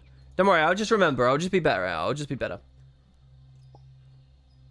Oh yeah, sorry, battle standard. Right, why we were talking about all of that was because battle standard is a fun skill for counterplay. The other res stuff that's in the game right now is more annoying for counterplay. Because, I mean, what, you can like CC the pet, sure. But launches are great. And I don't know, I see some opportunity for the hollows at the moment. So yeah, Warrior. We've talked enough about Warrior. Warrior's done. Let's move on. So we got Rev. Rev is really weak at the moment, and this does not do enough for Rev at all. So first let's look at traits. It's all the lesser skills. They all just go up. I think this is all fine. This shield one is actually pretty big. I think. It was sort of a staple of the old power revs, which have already fallen out of favor, and now they've just sort of been kicked a bit. So a bit of a shame there. These two, I think, are fine. Neither of these are fun to play against, so it's cool to see that. What else have we got? World versus world only change for the hammer, which I conceptually know the issue with, but I don't care about because I don't play world versus world.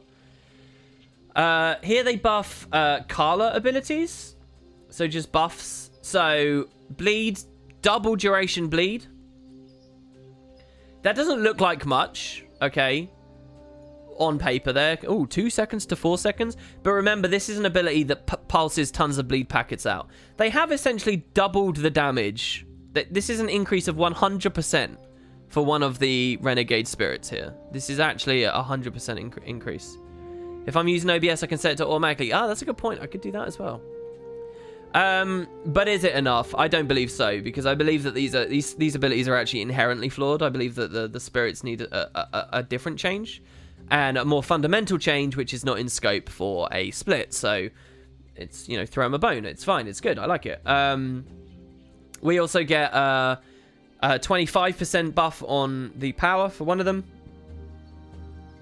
So I don't know. I don't think it will really do too much. What else do we get? Jarlis improvements. Lots more energy on Jarlis. And what you're looking at here is Renegade buffs. In a sense. I mean, broad buffs for Rev, but it's Renegade oriented. You might be like, what are you talking about, WP? Remember that Renegade really struggles when it comes to energy.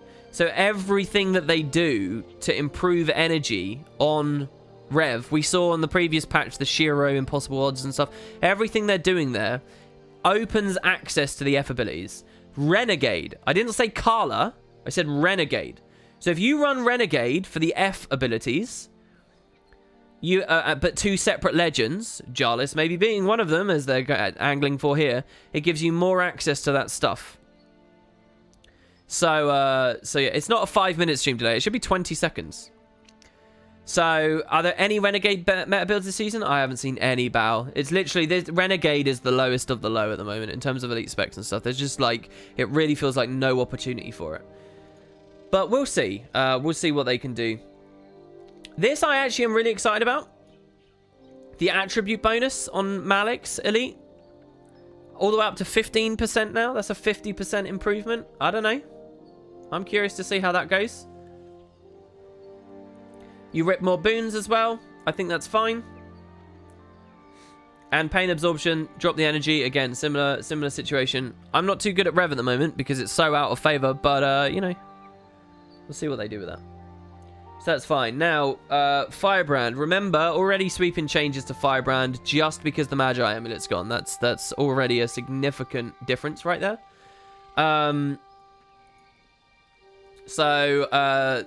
What else have they done? We'll start on the traits. More damage on your Medigard. Or, you know, just anyone, I guess, that's running... Oh, actually, yeah, this is Greatsword, isn't it?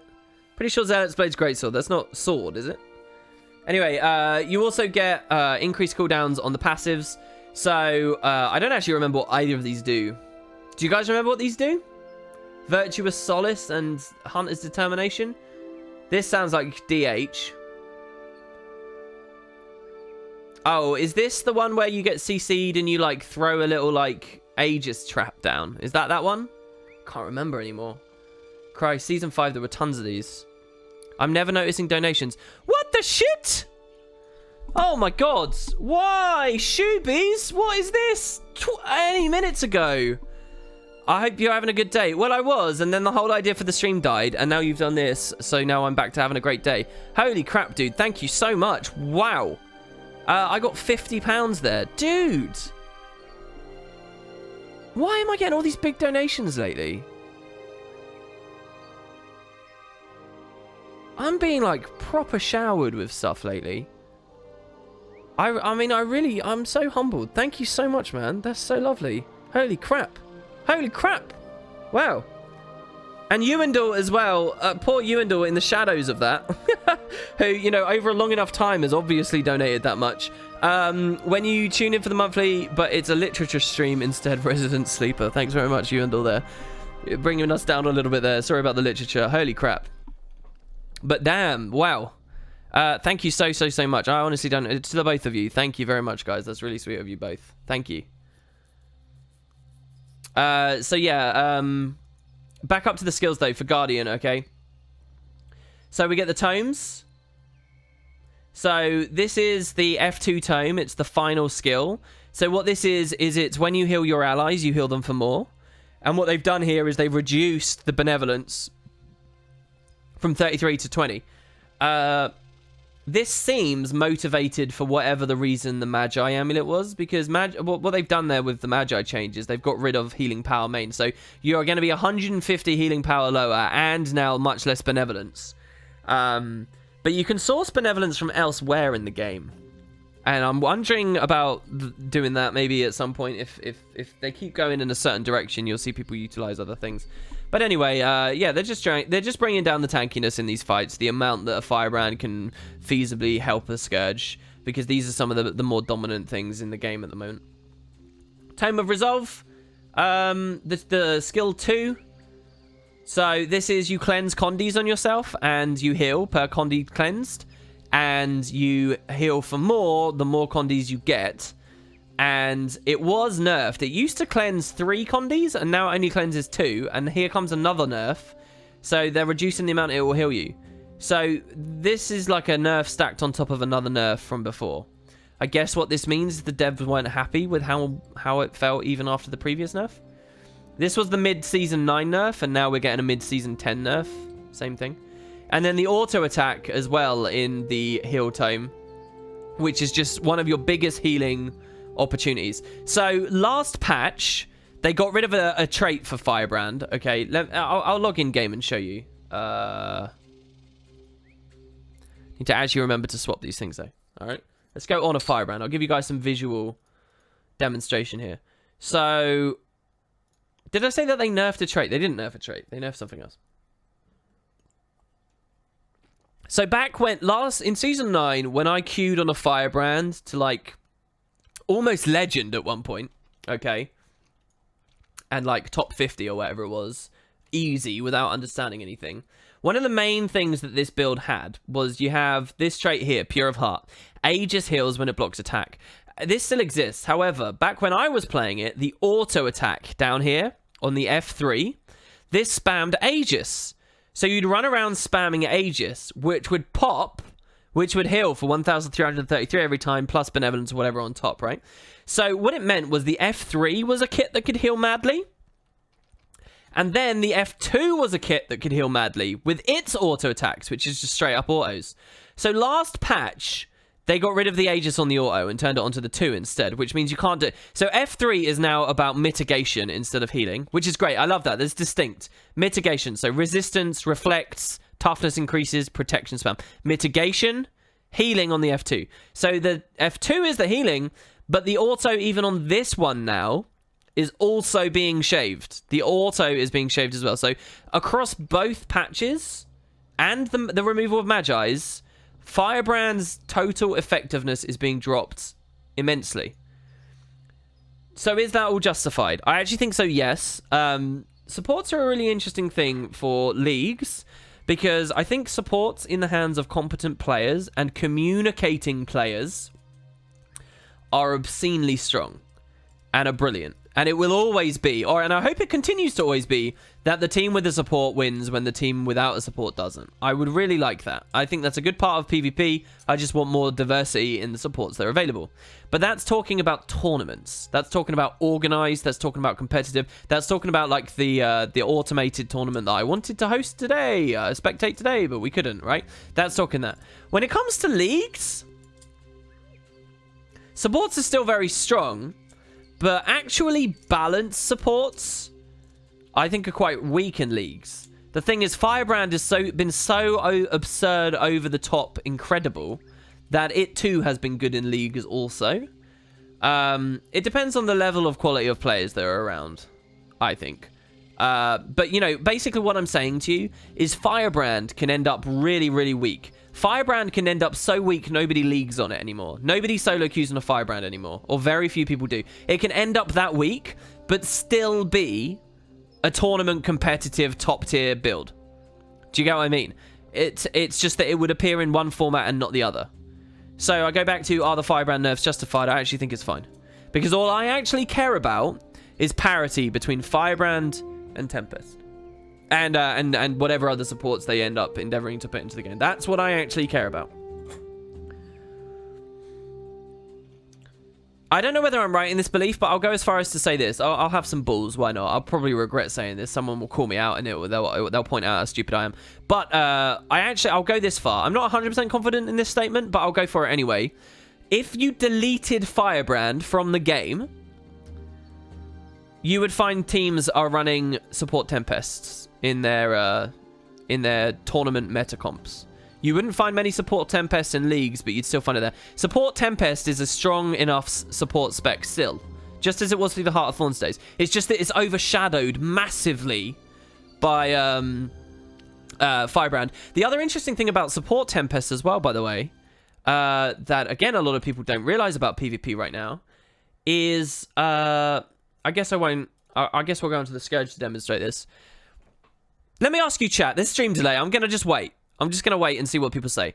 I've got a question for you, chat. Come to chat and answer this for me. How much condition damage is in PvP at the moment? How much Condi cancer spam is in PvP? How much condition damage is there? Oh, sorry. Let me rephrase that. How many different specs are running condition damage? Are most of the specs Condi specs? Is it all about spamming Condis mindlessly? Is that what the vast majority of builds are in PvP at the moment? Yes or no?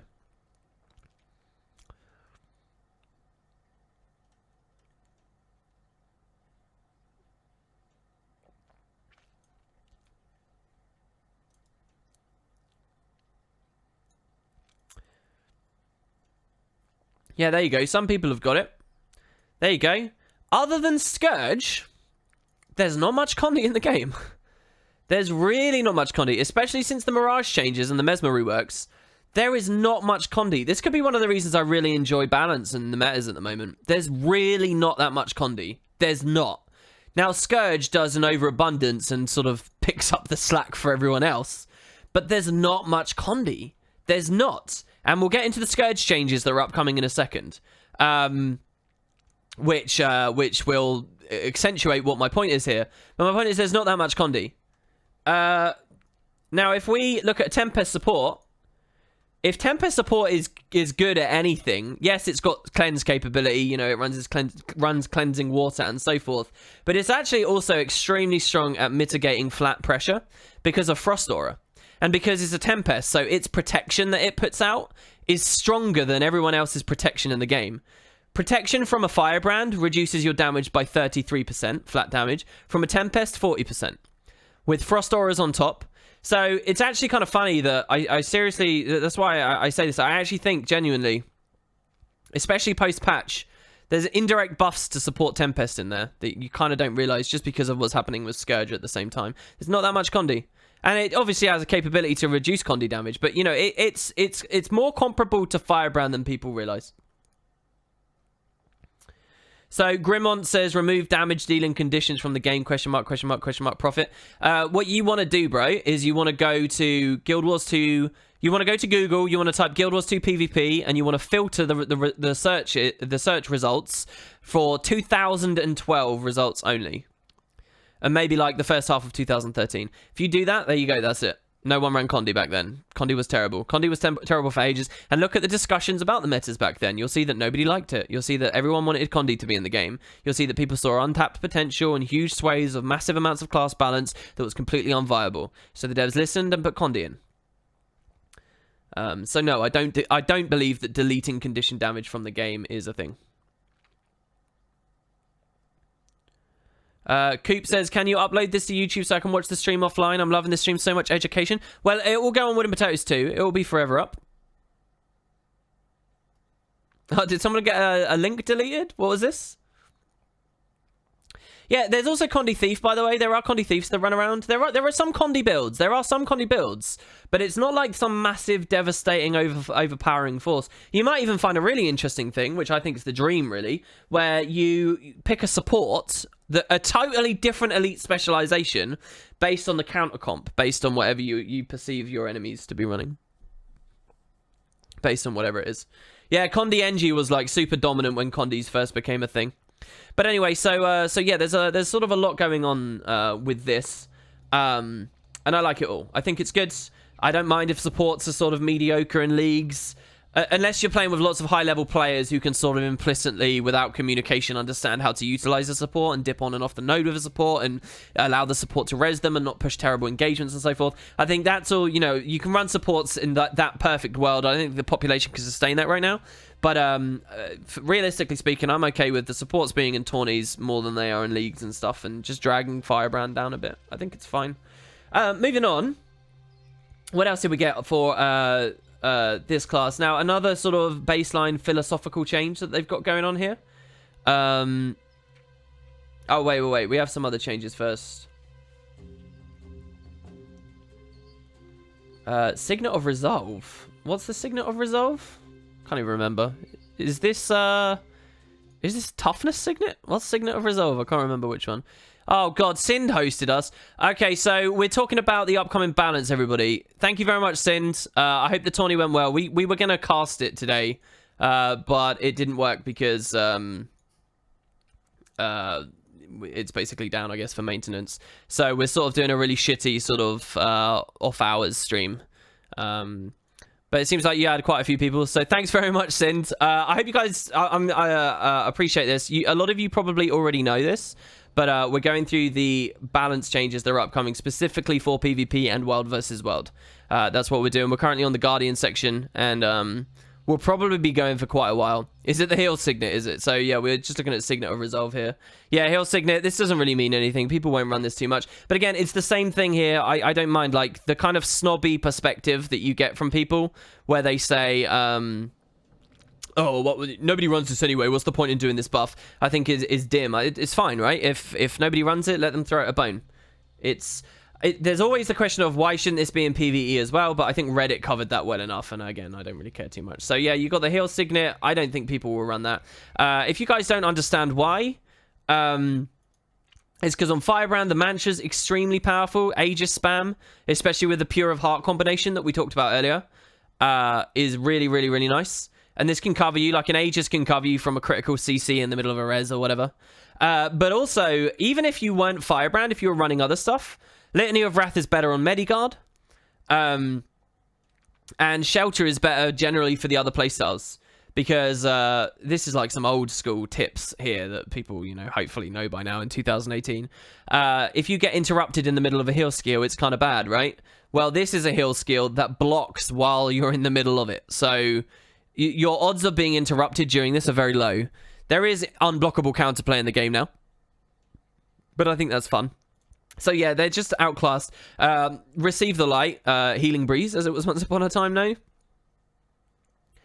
Does this outclass the Signet? I mean, if you're in a support capacity, maybe. But yeah, I don't know. They've just added a little something on there, and it doesn't really mean anything. Am I getting donations? What the shit? Coop? What? Oh my god, we just had a huge donation. Now all the people that I just got hosted are going to think I sit here just rolling around in money. Oh my god, dudes. Can everybody give Coop, and I'll tell you what, Shoobies as well earlier, some serious like rounds of applause or something there. What the hell? Loving this stream. Thank you so much. I love that you're thinking about doing Guild Wars 2 build links to best stream I've seen so far. Oh, I see what you're doing there, Coop. You're guilt tripping me in to actually remembering to do the build links, aren't you? That's what you're doing. It was supposed to be $100 US. That's okay though. That honestly, £71 is like quite huge.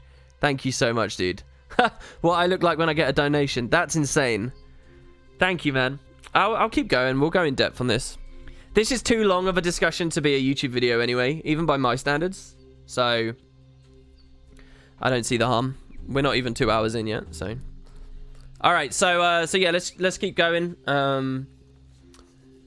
Leap of Faith, yeah, sure, not too relevant. People are running it anyway, greatsword sometimes, so it's just another little something. So here's a philosophical thing that we can actually dig into. Signet of Mercy, okay? Signet of Mercy, reduce the cooldown from 150 to 90. So you'll realize what I talked about with War Banner earlier and the counterplay and all of that. It's actually a baseline thing that they're going for with this patch. Again, not described at the high level changes, but so Signet of Mercy. This is the revive. This is the goddamn Guardian revive.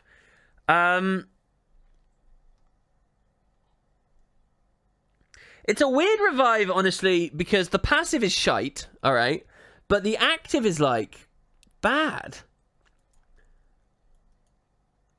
The description is, why is the client spazzing out? That's so weird. This is like really, really terrible because if you compare this to any other res skill that the other classes have, they have like more play to it.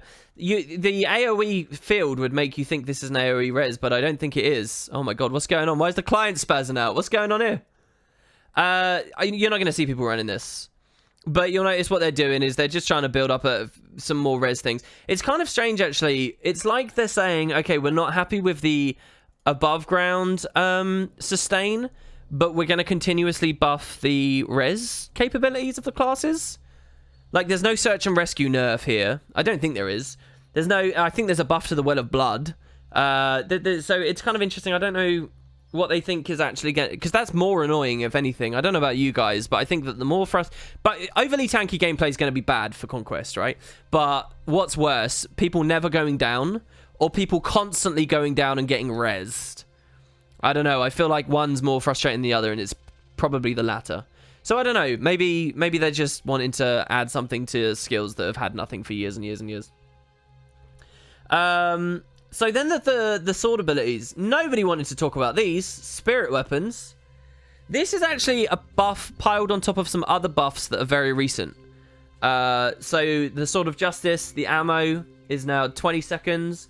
Bow ammo is 25 instead of 30, 25 instead of 30 for the hammer as well. I think the other prominent buff to this was what? That they're like, aren't they instant activation now? Is it that they're instant activation? I can't remember what it was. Or they cast a lot quicker. I don't think that on any of the current play styles I've seen, people will run too much of these. But, you know, they're throwing them bones. Maybe more of a world versus worldy thing? I don't know. I don't know what I think about spirit weapons. I'm not very good at that side of things with Guardian. It's kind of a bad time for everybody to come in and see, because I'm a bit out of my depth on the Guardian stuff. I don't think I've got anything really profound to say. Let's just move on. Maybe someone's got a cool comment in chat. By the way, I do have stream delay on, guys, because I was going to be casting, and now I'm not, so. How many legends does NA have? Yeah, it's had none all season. Nobody's made it to legend. Yeah, I know my account's on EU. Thank you for the reminders, though, because I will forget eventually. So, yeah, we got that. Feel My Wrath. Cooldown reduction. It's funny, actually, because this is kind of in line with the Four Great Justice. The Blood is Power change. Team-based offensive support. Where, you know, you can throw Quickness and Fury out on everyone around you. And I'll remind you, actually, it's not too bad for Quickness duration. It's just that it's competing against Renewed Focus. Or, as a Firebrand, it's competing against Mantra of Liberation. So, I mean, it's a really aggressive idea to go for this. Some kind of coordinated duo Q could probably produce some hilarious results with this. But I'm not going to try it out. But on just a 35-second cooldown, by the way. And that's a shout, right? So you can trait it and stuff. Is it a lack of quality players or just a lack of players altogether, Marvin? Which one is it? Moving on, we've got Guardian. The traits, I think we already talked about these, right? Just the passive stuff in line. We love it. It's fine. Just do it across the board. It's not a problem. Okay, so Thief. Thief is really interesting. DP, there's actual discussions to have here as to its role next patch. I'll give you my take as far as I understand. It could be way off. But we'll see how we feel. So I'm on like a Trolley Deadeye build at the moment. So for the newbies that are watching right now, DP Thief is kind of a fast roaming +1 playstyle. You don't really take 1v1s. You don't really try to swing team fights or whatever on your own. You just contribute to fights that are already in action. You rotate around and you pick off kills by bullying people and then use your quick speed to move on, right? It's a bit different to SD Thief, which has a bit more actual playmaking potential in terms of actually creating opportunities for your allies and taking more like sturdier fights. But it's a bit slower and it's got less access to stealth and so forth, right? So, DP has kind of fallen out of use lately. Not too many people are running DP. On NA, actually, the thing most people say is nobody runs DP. There's actually a shit ton of people running DP on NA. There's a shit ton. I don't know what people care more about, the conceptual high-level players as though they still exist, or what the game actually is. What the game actually is there's still quite a few running it, and you can be successful in it. It just depends on the quality of the queue and, you know, matchups and so forth. But anyway, some people have seen this first change on this list and just cried that DP is fully dead. The dagger auto attack chain, 15% overall. Again, this is actually just a part of the baseline thing of reducing the prominence of auto chains. I actually think when I think of dagger auto, most of the time what I think about where it's really swingy is when you're doing it on a downstate body. And it's not necessarily because of the power coefficients, it's just to get a bit of poison rolling before you can get to your short bow cleave, alright? So I think that, I think this isn't really too relevant.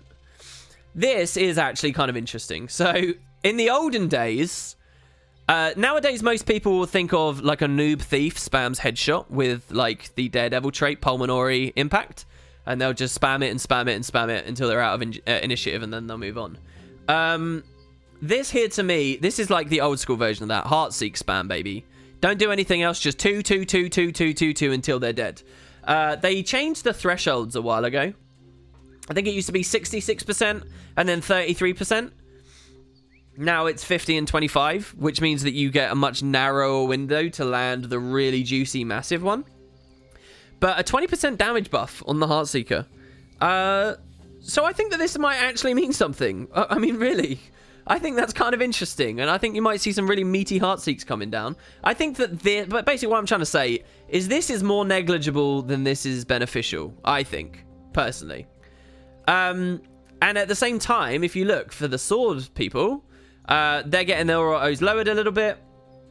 There was another sword nerf, wasn't there? I think. Well, actually, Cloak and Dagger's getting a little bit less costly for the SD. Infiltrator's Strike's getting a pretty nice buff. So I don't know, maybe this is like still just even worse for them. But I think that I think we might be able to see some fun things. This doesn't matter at all. Skelk Venom, who really cares? I don't think you'll ever really see someone running. I mean, what would it take to run this over like Withdraw or even like Hide in Shadows? I mean, one day, guys, one day we'll run the Venom. I'm just not too sure about that, honestly. The smoke screen having a lower cooldown's kind of interesting. Not too much more else to say.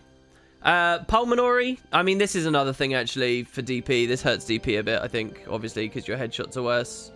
I don't know why they're doing this, actually. I don't know. I would rather there's a more sort of stable balance between the two. By the way, DP kind of got really hurt when the snake dodge got hit with the endurance generation, maybe half a year ago now. I think that was a real moment where people started to think maybe SD was the preferable spec, or they started trolling around on PP Thieves to counter Scourges or Rifle Deadeyes.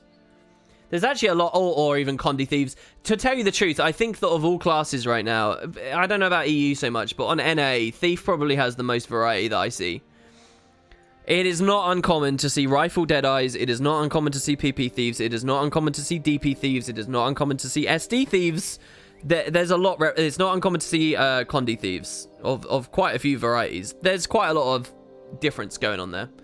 But yeah, so I mean, one of their high-level goals being listed as build diversity. What more can you ask for? Is this all in the name of it? I don't know. Anything else in particular that I know that would actually be important here? Panic Strike. I quite like seeing this. So this is when you hit someone at low health, you auto immob them. The reason I actually kind of like the Panic Strike nerf is because, as far as I remember, let's see. Oh, I can't remember. We're not on the right thing. But anyway, I just think a slightly longer cooldown on that is warranted. And it's an interesting juxtaposition there as well, so. I can do that. Oh, this as well. Wait, which one is it? Is it instant reflexes? I think it's instant reflexes. So I think this trait, this is the one that makes you auto evade after you get proc to a certain health threshold. That going 40 to 90. Remember, they're trying to move them all to like 60 or 90. This is a big one. That's a big increase that they've gone with there. That's over double what it was. And I quite like that. Yeah, instant reflexes. There you go, Mr. Chaos. This reminds you of when ArenaNet did a huge stream talking about trait updates. Yeah, that stream, though, was huge. That was totally different. Like, that was actually massive and meaty. Here, I'm just trying to give you as much as I actually know about the meta right now. And giving people a chance to put me right, by the way. Because I still want to learn more. I'm still not very good at it. So I still want to sort of bring my understanding of it and generally everyone else's as well. The guy with the login issue, yeah, you can fix it, but you have to use Google DNS. Alright, so moving on to Ranger, I guess. I feel like I did shit on Thief. There you have it. So let's log in. So remember, this is actually a really important part, by the way, of the update. Because as I said at the start, remember, I said that Warrior is really dominant on sides and is a 1v1 spec. And I believe also that Druid was very dominant. I actually think of everything across Conquest. Let's just take a quick breather here.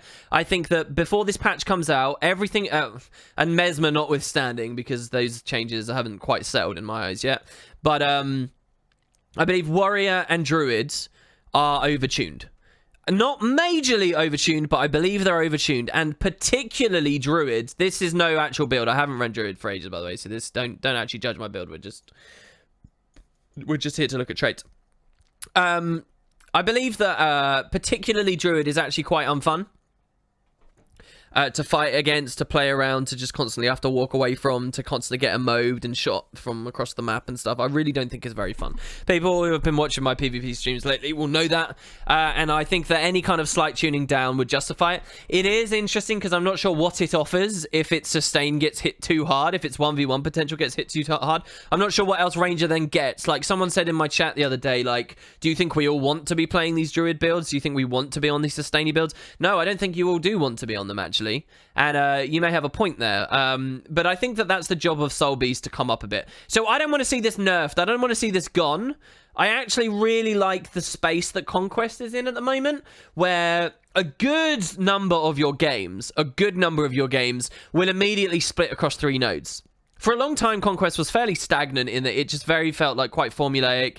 Yeah, player 2-point cap, always 2-point caps. The games, like, the number of 2-point played games you get versus people splitting across a lot of them is quite a nice mix at the moment. I think Druid is responsible for that. Spellbreaker as well. But particularly Druid. Druid's pushing to Farpoint, right? And so I don't want to see this gone. But I love some of the changes here, particularly with the Signet of Stone that's coming up. So let's actually have a look. What was the first thing on the list here? Let's see.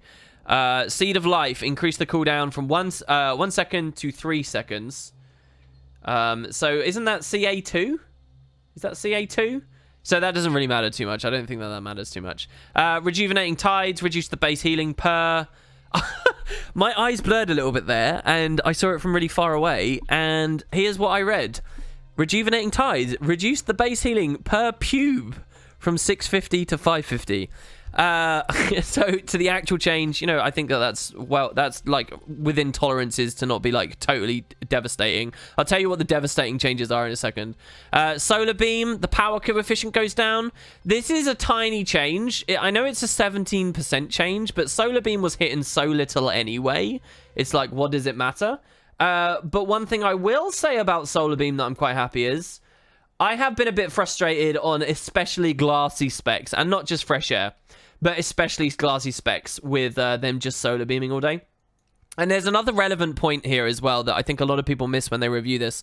Solar beam may not hit that hard, but it is a large chunk of the Druid's uptime of gameplay. Like, a lot of what Druids do in a lot of different situations is they're autoing off the node with the solar beam. And don't forget that what the pressure they apply with this directly correlates to their CA acceleration. And it's dipping into CA that's their big reset, right? through the stealth, through the heals, through the cleanse.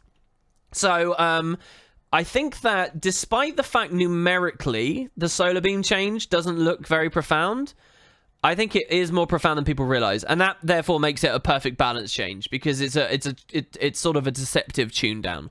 So I don't know how much. Obviously, as one change on its own, it's not going to be enough, but there's lots of these little things, right? So here's an incredible one. I love this change. I've heard some contrasting opinions on this. Like, I tuned into one Ranger stream where they were saying they thought that this was, like, a buff. So it's a change. It's not necessarily a nerf. It's not necessarily a buff. Overall, as far as Conquest concerned, this is a nerf in my opinion, and it's a wonderful change. It's one of my favorite changes on all of this. You will not find me happier about anything else, any one single change than this. Signet of Stone. Reduced the duration from 6 to 3 seconds. Reduced the cooldown from 80 to 40. So let's just bring people into the loop who don't know about this. Okay, Signet of Stone. The passive is you get more toughness, all right? And you can actually rate that toughness. People do like to hold this up as long as possible. But one of the reasons why Druid is so good, like especially pushing far, okay, is because if it gets plussed on far, so when you push far and you hold a 1v1, even if you can sustain a 1v1 or not necessarily win it, if you can just stall a 1v1 on a cap node, right? Why Druid is so strong on far is because on far you're vulnerable to respawning enemies and people rotating back into you. You're vulnerable to getting outnumbered. You're vulnerable to +1s just by being on far. That's what a part of being on far is, okay? So any good far point build needs to be able to bail out and get kiting around the node the second it's outnumbered, or the second it's pressured too heavily. Druid is great at that because of its mobility and evade chaining on stuff, because of its stealths, because of its reset potential through CA, but also because of Signet of Stone. It means the second you get jumped by, unsuspectingly jumped because of, say, a fresh air rally or whatever, it means you can pop this and become invulnerable, okay? So you exchange your, like, 1v1 tankiness for that momentary, like, immunity tankiness to then get into a defensive location, and then at this point during a lot of this time you're probably kiting around the node and not taking mass 1v1 pressure anyway for a good chunk of the recharge, and then it comes back up. So basically your thing as a Druid is not ever really popping Signet unless you get outnumbered. Like, a good Druid will always like hold this for as long as possible. When I rotate in to plus a Druid and I see that they've got the Signet, I'm not always mad at my teammates. I just think fair play, the Druid is doing well. Right, one of the worst things you can do as a Druid is at the start of your 1v1, see 100 blades from a warrior and just immediately Signet Stone or something. Right, like that's not good. So that's what Signet of Stone is. And one of the reasons why Signet of Stone is so strong for what I just described is because it's an extremely long invulnerable. It's an extremely long immunity. 6 seconds. That is the longest one remaining in the game. It is hugely long. And first of all, there's just the conceptual level that I don't think that invulns that long are fun whatsoever. I've mentioned that on a recent stream. I just think no matter what role this was, no matter where it exists on any class, I don't think that any invuln should last more than 3 seconds. I think 3 seconds is enough to get off to a kite spot, to do a jumping puzzle, to move away. I really do. And use some other cooldowns to get away. And if you don't have those, then, well, GG, mate. You use those in the 1v1 and you deserve to lose the plus, right? I think that 6 seconds is way too long, just conceptually. So the devs halved it. They halved it to exactly what I think conceptually these skills should be on, which is 3 seconds. And I think that's brilliant. To compensate the Druids, they get their cooldown back quicker as well. So they get a bit of a gain re-engaging if they survive the plus, but surviving the plus is now harder because they have less immunity uptime. I think that it's a really balanced change. I think that they are more punished for being plussed, but if they succeed at getting away from it, they can stabilize quicker. I mean, we're talking about 180 toughness, really, so this is more of conceptual than a practical discussion right now, but just in general, the half of the duration on that is fucking incredible. It is one of the coolest changes in this entire patch, and I think it's great. I think it's a nerf, is what I'm saying, and I think that a tune down, as I mentioned a second ago, is generally speaking what Druids want. So that's cool. Now, we have another change, which I believe is probably overboard. Celestial Avatar increased the cooldown from 15 to 20 seconds. So you got to understand with a Druid, their mass reset, they're like so much of their capability to reset, to get back to a point where they can continue keeping that node capped. It's CA. And 15 to 20 seconds is pretty big. Now, I don't really play much Ranger, but I'll go with the general consensus that this is quite huge. That if you're actually going to look at any one thing on the list, I think more Druids would be grumpy about this one than anything else. Remains to be seen. Again, I don't want to see this eliminated from the game. This spec, this playstyle. I don't. I actually think it produces interesting opportunities. And I think that while it's a little bit frustrating to play against with stuff like this coming in, I don't know. So this is I don't know how necessary. You guys in chat can maybe fill me in there. I'll be looking at the comments, especially during the VOD. But yeah, so curious about opinions on this. Mostly what I hear is that people don't like this one. My opinion is I do think it's a bit overboard, but mostly just because I've absorbed that through osmosis from the rest of the community. Not that I actually have any intelligence behind it. So who knows. So Axe main hand. All 3 abilities, they all get a little something. So the auto bounces. This is all physical damage here. So I think Axe still... They've basically decided they want it to be more of a power thing than a Condi thing, I guess. Well, no, it's still got a lot of Condi. I don't know why they're buffing power aspects of Axe. We've never seen hybrid weapons do too well. But fine. Again, throwing bones for stuff that people don't use. There's nothing wrong with that. It's fine. It's not a meme. It's not a joke. It's not a sign of a bad balance team. This is what they should be doing. So, yeah. Instinctive engage. I actually have no idea what this is. I've got no idea what that is. What's instinctive engage? Maybe people can tell me in chat. And healing spring they buffed. But at the end of the day, people are running troll unguent. So people will keep running troll unguent. That's basically as far as that goes, I think. Troll unguent's got a lot of like trait-based synergy. So I think you'll just see people keep doing that instead of running the spring. I also wonder why that couldn't be a PvE change. I don't know why. Again, though. But now let's look at this. For the traits here. I want you to look at this. Actually, they all list them together. This chunk here, this block. Grace of the Land. Reduced number of might stacks applied from 3 to 2. Fortifying Bond. Reduced the... Okay, so Fortifying Bond's the main one, I think. We Healers 1. Reduce the... which is the trait, right, version? Reduce the duration of copied might stacks. They've halved it. Halved. Fresh reinforcement. I'm not sure which of these druids run at the moment. But I think one of these is relevant for the druid build, isn't it? And the might on both the druid and its pet will hit its 1v1 capability a bit as well, I think. So I wonder about this. I actually kind of like the idea of the pet not hitting so fucking hard. So basically, it would be a combination of the might changes, the CA, and them being more vulnerable to quick, efficient pluses. Oh, and maybe even the solar beam slightly because of what I talked about before. That could do something. But again, nothing's super drastic, so I think that's fine. And then, you know, they get buffs to compensate, by the way. Ambidexterity, extra Condi damage, two-handed. Will it create new builds? Is Soul Beast just that far behind the curve? Possibly. But again, we might see changes like that come through all 3 game modes at once. Is it a Soul Beast trait? Yeah, I don't know what it is. I just don't understand Soul Beast at all. So yeah, that's what I think about druids. And the last thing I'll say as well, right, is this stuff could not exist without this section. Or, you know, the relevant bits within them. I really believe that they needed to do this in tandem. I really believe that if they were going to tune down one of these side point kings, one of these 1v1 kings, I really think that they needed to do them both together. Because I love that we get warriors and druids doing it at the moment. I love. Here's the caveat. The unfortunate final thing is there's actually kind of a trinity. There's a heavy armor that's doing well with it right now. There's a medium armor that's doing well with it right now. There's also a light because of some drastic changes that came in pretty soon. That's Mesmer. Hell, there's even a holo build that's... The protection holo build seems alright at 1v1ing, right? Mesmer. These guys got tunes down. Mesmer didn't. I think the winner of this patch is Mesmer because of that. Doesn't even matter anything else, really. Doesn't even matter how obnoxiously OP some of the Mesmer stuff that's running around is. The fact that these two are coming down and I don't see anything convincing on Mesmer's end That's kind of a question for me.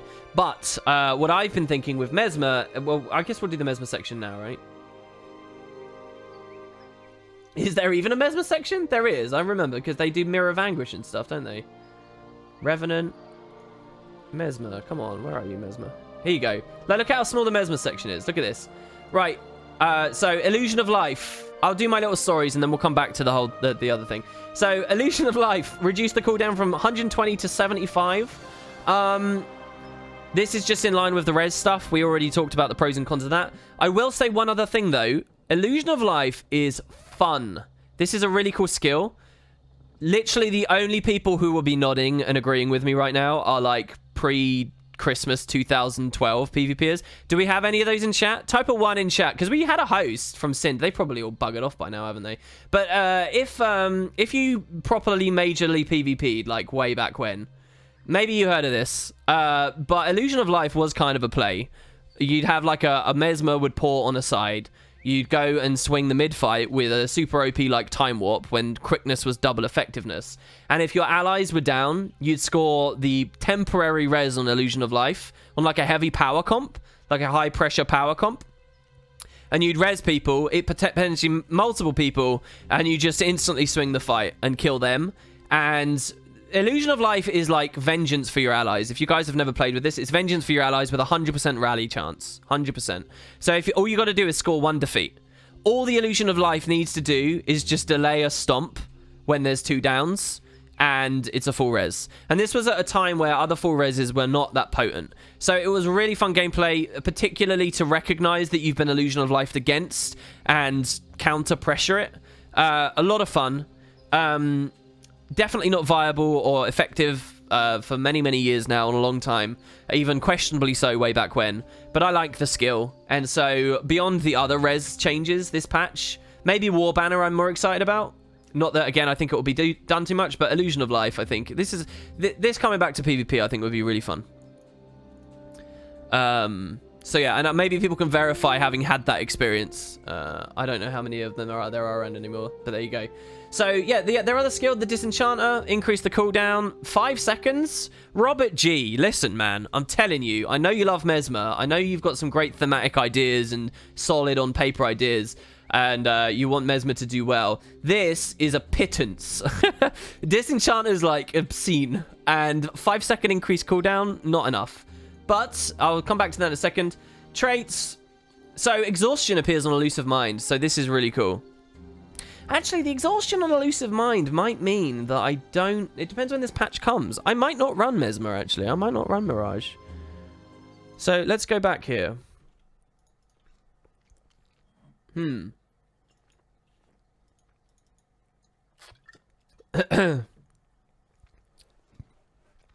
Yeah, I agree with you about PvP. I think there's going to be a ton of Mesmers around. I really do. So, Elusive Mind, Mirage, only really Grandmaster you need to think about. The others are relevant in various areas of PvE, different raid encounters you run them. This is the cool one. Elusive Mind, anytime you dodge, you break stun and remove condies. I actually had a bit of a moment on a recent stream where I was kind of a twat about this on reflection. And I was like, how can ArenaNet think that adding a break stun on a dodge roll is smart? Right? I said something like that. It's kind of a funny trait in some ways, in that it's not actually... I'm not going to shit talk Elusive Mind, because it's extremely strong, and it's about to be nerfed majorly, and I'll talk about that in a second. But one thing I will note, just as a side note about Elusive Mind, that makes it not quite as strong as you think, right? As a Mirage... If I get knocked down, even if I don't have Elusive Mind, okay, I can, well, that's not going to work because it's a knockback, not a knockdown. If I get knocked down, even without Elusive Mind, even without the stun break component, I can still evade while CC'd. So, functionally, the difference between me breaking stun or just evading and staying in place sometimes isn't actually that relevant. Which is why Elusive Mind can exist, because like on paper, if you think about that on any other spec, it's just like absurd. But because we already have the Mirage, like the gain, your baseline is already kind of strong, if you get what I mean. Not that it matters because the other Grandmasters aren't that relevant anyway, so we want the Condi Cleanse, so it's fine. But so Elusive Mind, you Condi Cleanse and break stun whenever you dodge roll. The Condi cleanse really is what I'm trying to say, a really powerful part of that. And now if we have a look over at the traits, Elusive Mind, this trait now applies 4 seconds of exhaustion when you break a stun with it. So exhaustion was what hit Thief, Snake Dance Thief, Snake Dodge, where basically you if you dodge to remove immobilize, it would stop you. So exhaustion means you no longer gain endurance for that period of time, new endurance. I'm not sure 100% how this works. I'm pretty sure that Sigils of Energy will still give it to you. I'm pretty sure a Rune of Adventurer, for example, would still give it to you. But this really hurt the Thief build. I think it will hurt the Mesmers as well. So, but what's kind of cool is you can make the choice to not stun break. Like, most people in Guild Wars 2, I'm not being funny, most people, if they see a stun, it almost doesn't matter what the circumstance is, they'll spam a stun break. What they'll see is all their skills go on global cooldown, except one, and they'll click it, and it will stun break them. For most people, and Mirages with Elusive Mind, which they all are really, will feel the same, or quite often will act the same way. They'll be like, oh, I can just dodge. But I actually think intelligent Mirage play might be a thing this patch. So, though that looks like a crippling nerf, we might see some fun play where you're like, all right, fine, you used Backbreaker on me? Because, look, Hammer's totally... You use Tremor, because all the mace, offhand mace warriors are going to be running around, guys, right? They'll use Tremor on you, and you'll be like, okay, fine, I'll just face tank it. I know that you have Eviscerate on cooldown or whatever. And you don't take the exhaustion. So I think that that's okay. But we'll see. It's a big change. I am actually considering for my cheesy OP build next season being one of these gross Mesmer builds. And playing with Elusive Mind will be fun. I'm looking forward to testing it. Compounding Power. Reduce the outgoing damage buff from 3 to 2. That's necessary, and that actually hits some of the builds that are really gross right now, so that's good. Phantasmal Force. From 3 to 2, that's really good. That hits some of the gross builds right now. Mirror of Anguish. I've heard people say that nobody really runs this. I actually do think some people run this. And it's kind of amazing in some matchups. This is obviously just a baseline change, though, just like all the others. And it won't affect the game type too much, but it's there. And I think that's fine. All right, Necro. Necro is going to be really fun. I was happy with Signet of Stone. Necro, I'm also very happy with. And I actually heard Naru talking about this in the comments of one of the streams that I've been on this week. And I think he nailed it very well. He sort of said my thoughts exactly. So we will first of all, just to establish Scourge. Scourge is extremely powerful. It's a very dominant build. It's the perfect damage carry in a team fight. You put a support on it and it's fucking fantastic. I don't think anyone can argue against that. There's a lot of telegraphing issues with Scourge, which the devs kind of like jackhammer fixed and compromised the visual integrity of the entire game mode. We won't see it here, but these giant red circles that appear everywhere are gross and ugly, and I think there are much more intelligent ways for them to have telegraphed this, and I generally don't like that too much. So in a weird way, I kind of don't want to see many Scourges around until that animation's removed. Oh, I didn't even mean to aggro this Rev. I've still got Blood is Power on. Brilliant. Oh, we instant flip as well. That's fucking hilarious. So it's extremely strong. I don't think it will go away this patch at all. But here's the main thing to think about with Scourge. Who do we aggro now? The enemy Necro. How? Here's the main thing to think about with Scourge. The main criticism with Scourge. We got to put some barrier on, man. He's actually hitting us really hard. There we go. It's that it's low skill cap or low skill floor. It's the idea that people can just run it and be amazing at the game immediately. They can die to NPCs in Heart of the Mists as well. So that's always fun. Is his downstate auto stronger than mine? It fucking is. I think I'm dead. Hold on. Will my poison win this for me? Because he doesn't seem to know how to use poison. Oh, it's going to be close, guys. It's going to be close. No, I think we win because of the Condi pressure. It's all good. Oh, and we get saved by Sec House. Right, so one of the main big things with Scourge is that it's easy to use, right? You just sort of spam some buttons, everything around you dies. It's not quite like that, and I actually think there's more play than people give it credit for, but that's a big complaint with it, that it's so dominating. Ideally, what you want is that super swingy damage carry in a team fight to be a skill-based build. Like, that's like the dream scenario.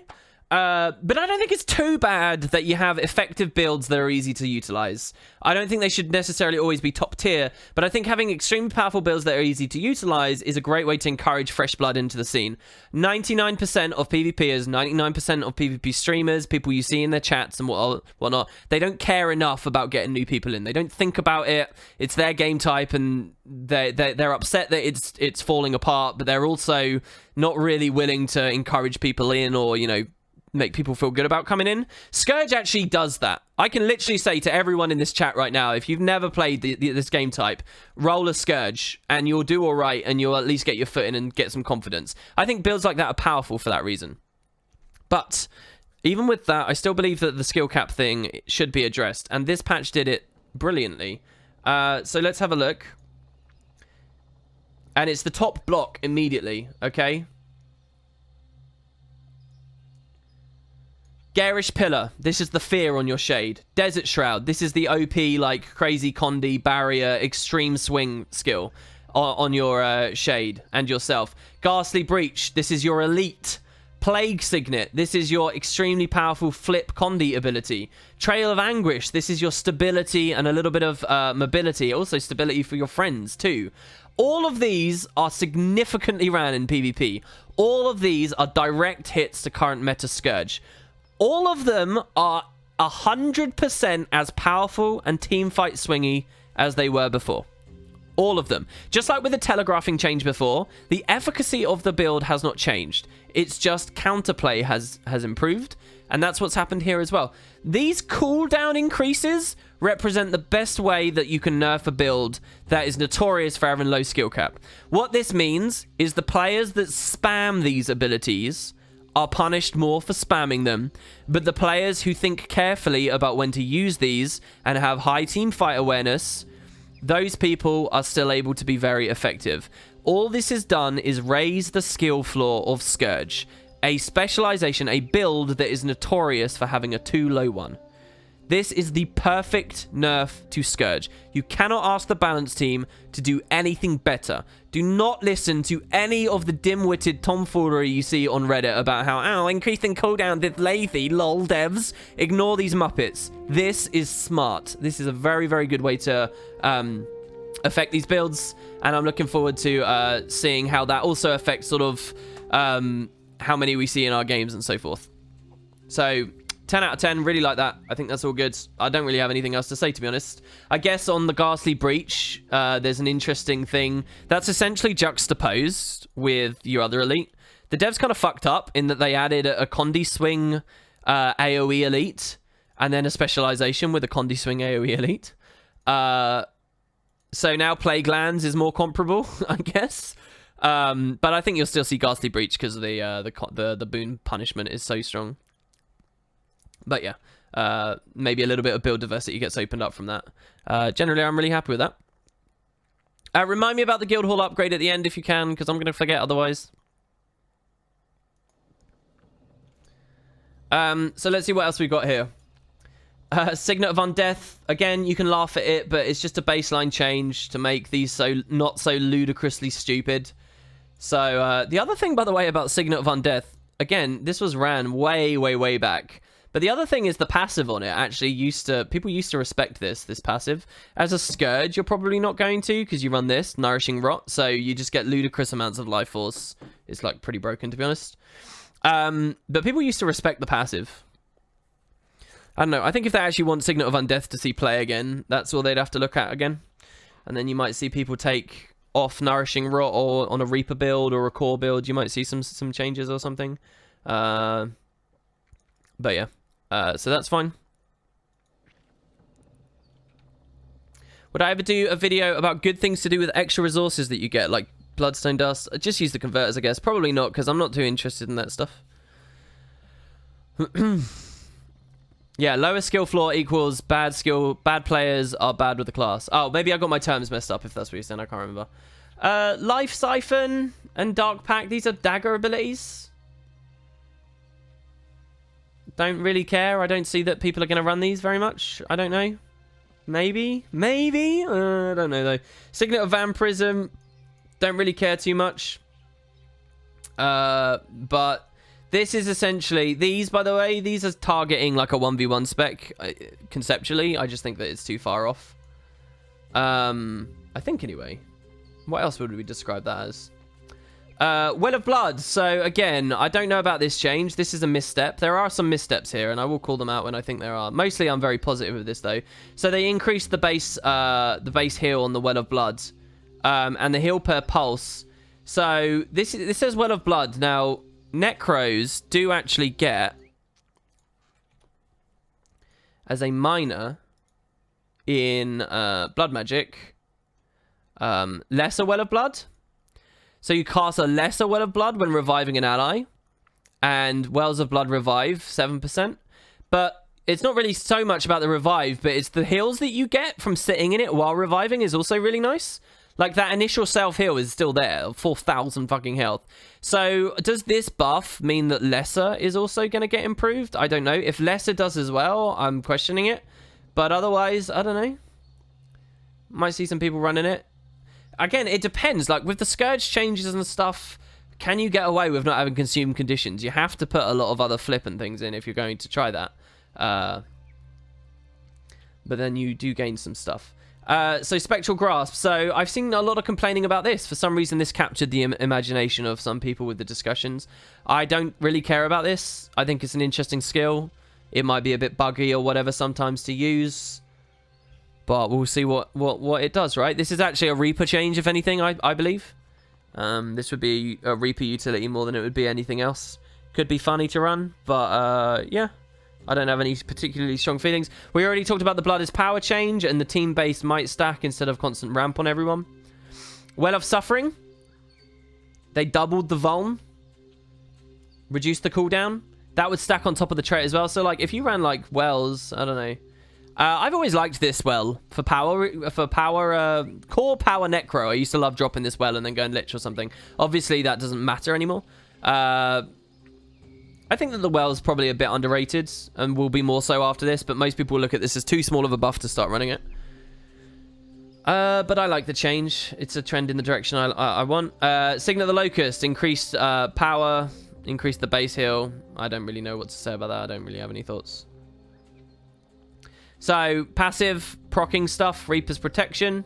They dropped that to 90 seconds. Last Gasp. Which is Last Gasp?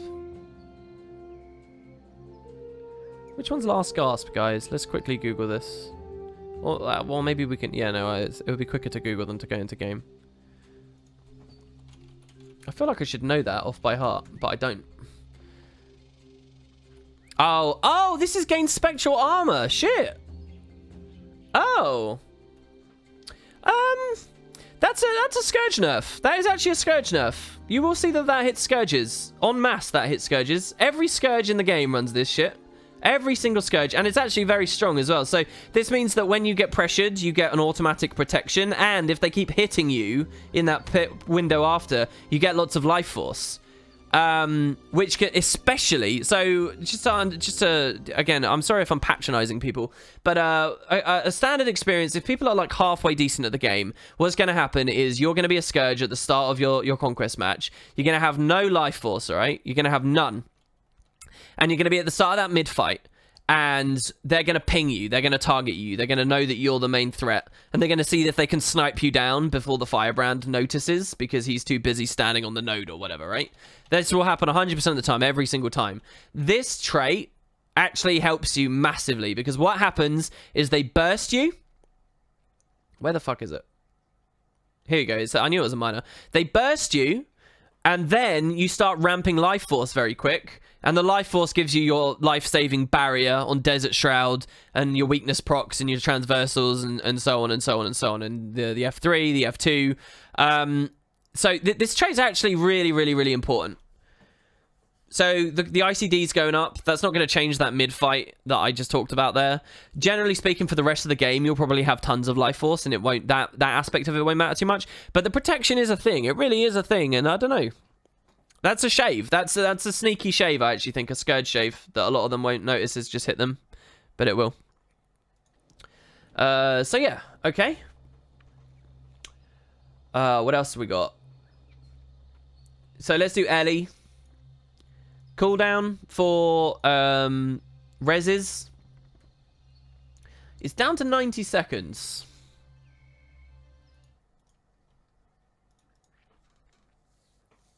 Where are we? Let's load this up. WP frequently uses halfway decent, but isn't that just less than decent? Do I say that? Halfway decent? So this glyph is kind of funny because it's always been one of the more intriguing skills in the game, but people don't really care about it, right? So if you do it in air, it's a search and rescue. Well, it's not really, but it will pluck someone. At 900 range, if you do it in earth, you can res everyone that's realistically down in a team fight. And so why do I say that? If you think about like the most explosive team fights, quite often it'll be like a 4v4, right? Like a 5v5 isn't actually that common, right? You might have 5 people commit to a team fight, but they'll be like staggered moving in, and it won't necessarily be that. So realistically speaking, as far as Conquest is concerned, an AoE revive of 3 people is the highest you'll get, because I'm one of them, and I have to be alive to be casting this. So it's like all my buddies are dead while my guy caps close or rotates into the fight from close. And I save them all with the Renewal of Earth Dream. This will never really be too great as long as Poison counters these abilities, these flat launch heals. But yeah, so it's got that. The fire is like a shield at Colosseum. You just auto-res after you go down. You can also cast it just anywhere. It's got a huge cast time. But you can pre-cast it.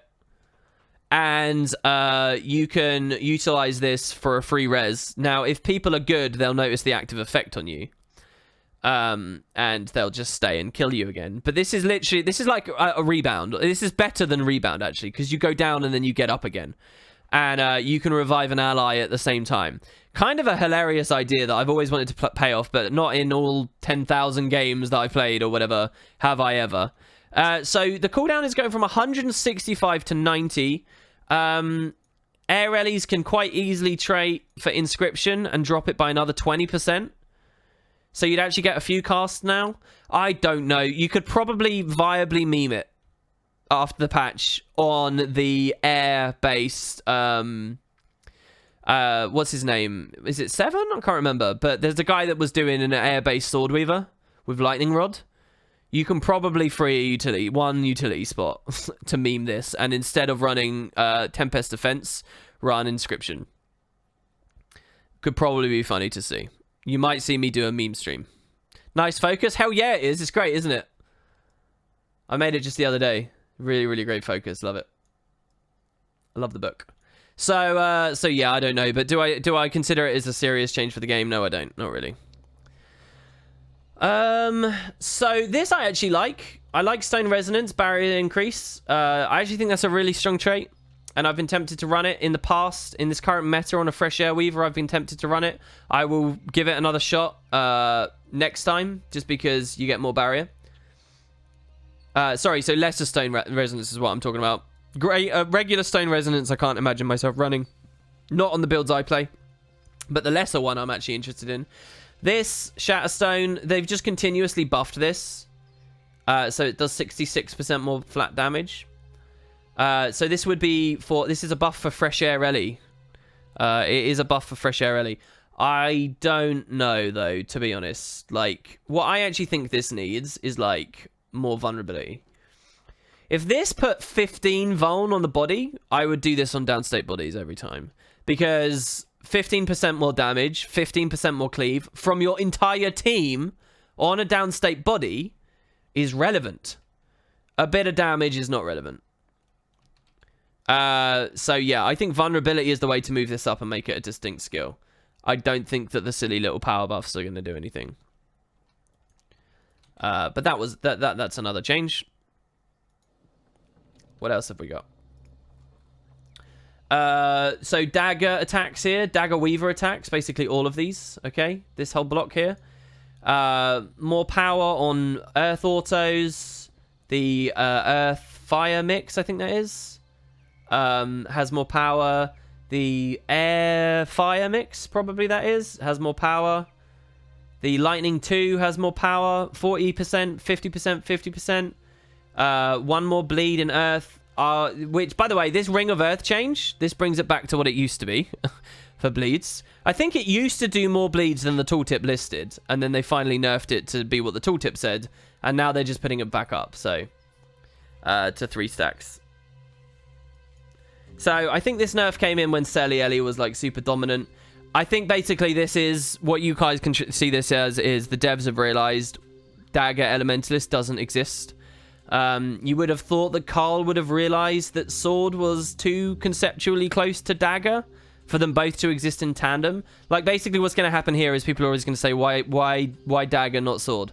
Especially when they're looking at, like, these abilities. So, these need some real identity and strength to them. Weaver Dagger mixes need that, and I'm not sure whether increasing the power coefficients is going to be enough. But again, the scope of this update is not... It's just number tweaks, so fine, fair enough. Am I even remotely excited to play a Dagger Ellie based on this? No, I'm not. Tornado changes we already talked about. Burning Fire, I find it so hard to find the opportunity to utilize this, and now it's being nerfed, so that makes me sad, but it's a baseline thing. I agree with the whole game doing that, so that's fine. Tempest Defense, I think that that's fine, and I think that's important, and I think that that's in line with everything else. So this is, you get an automatic shocking aura when you're CC'd. This is, you know, it just makes the game more skill-based, so that's fine. Earth's Embrace, this is stab and protection. 10 stab, by the way, when you get quite low on health, up to 90 seconds. I think that's fine. Again, if you guys are only just tuning in, I did a whole discussion about how, you know, this basically means we ping-pong engagements with our traits up, and I think that's fine. Soothing Ice, this is automatic Frost Aura on us when we get attacked from being Waterless specialized. It's Adept. I think that's fine. It's funny that they only went to 30 seconds, though, but I think that this is actually really relevant for aura sharing Tempest supports, and the Frost Aura is a huge part of their identity. So I think that them moving that to 30, not 60, is kind of A++, especially considering how overshadowed it is by Firebrand anyway. Final Shielding, this trait is relevant for the build I run a huge amount of.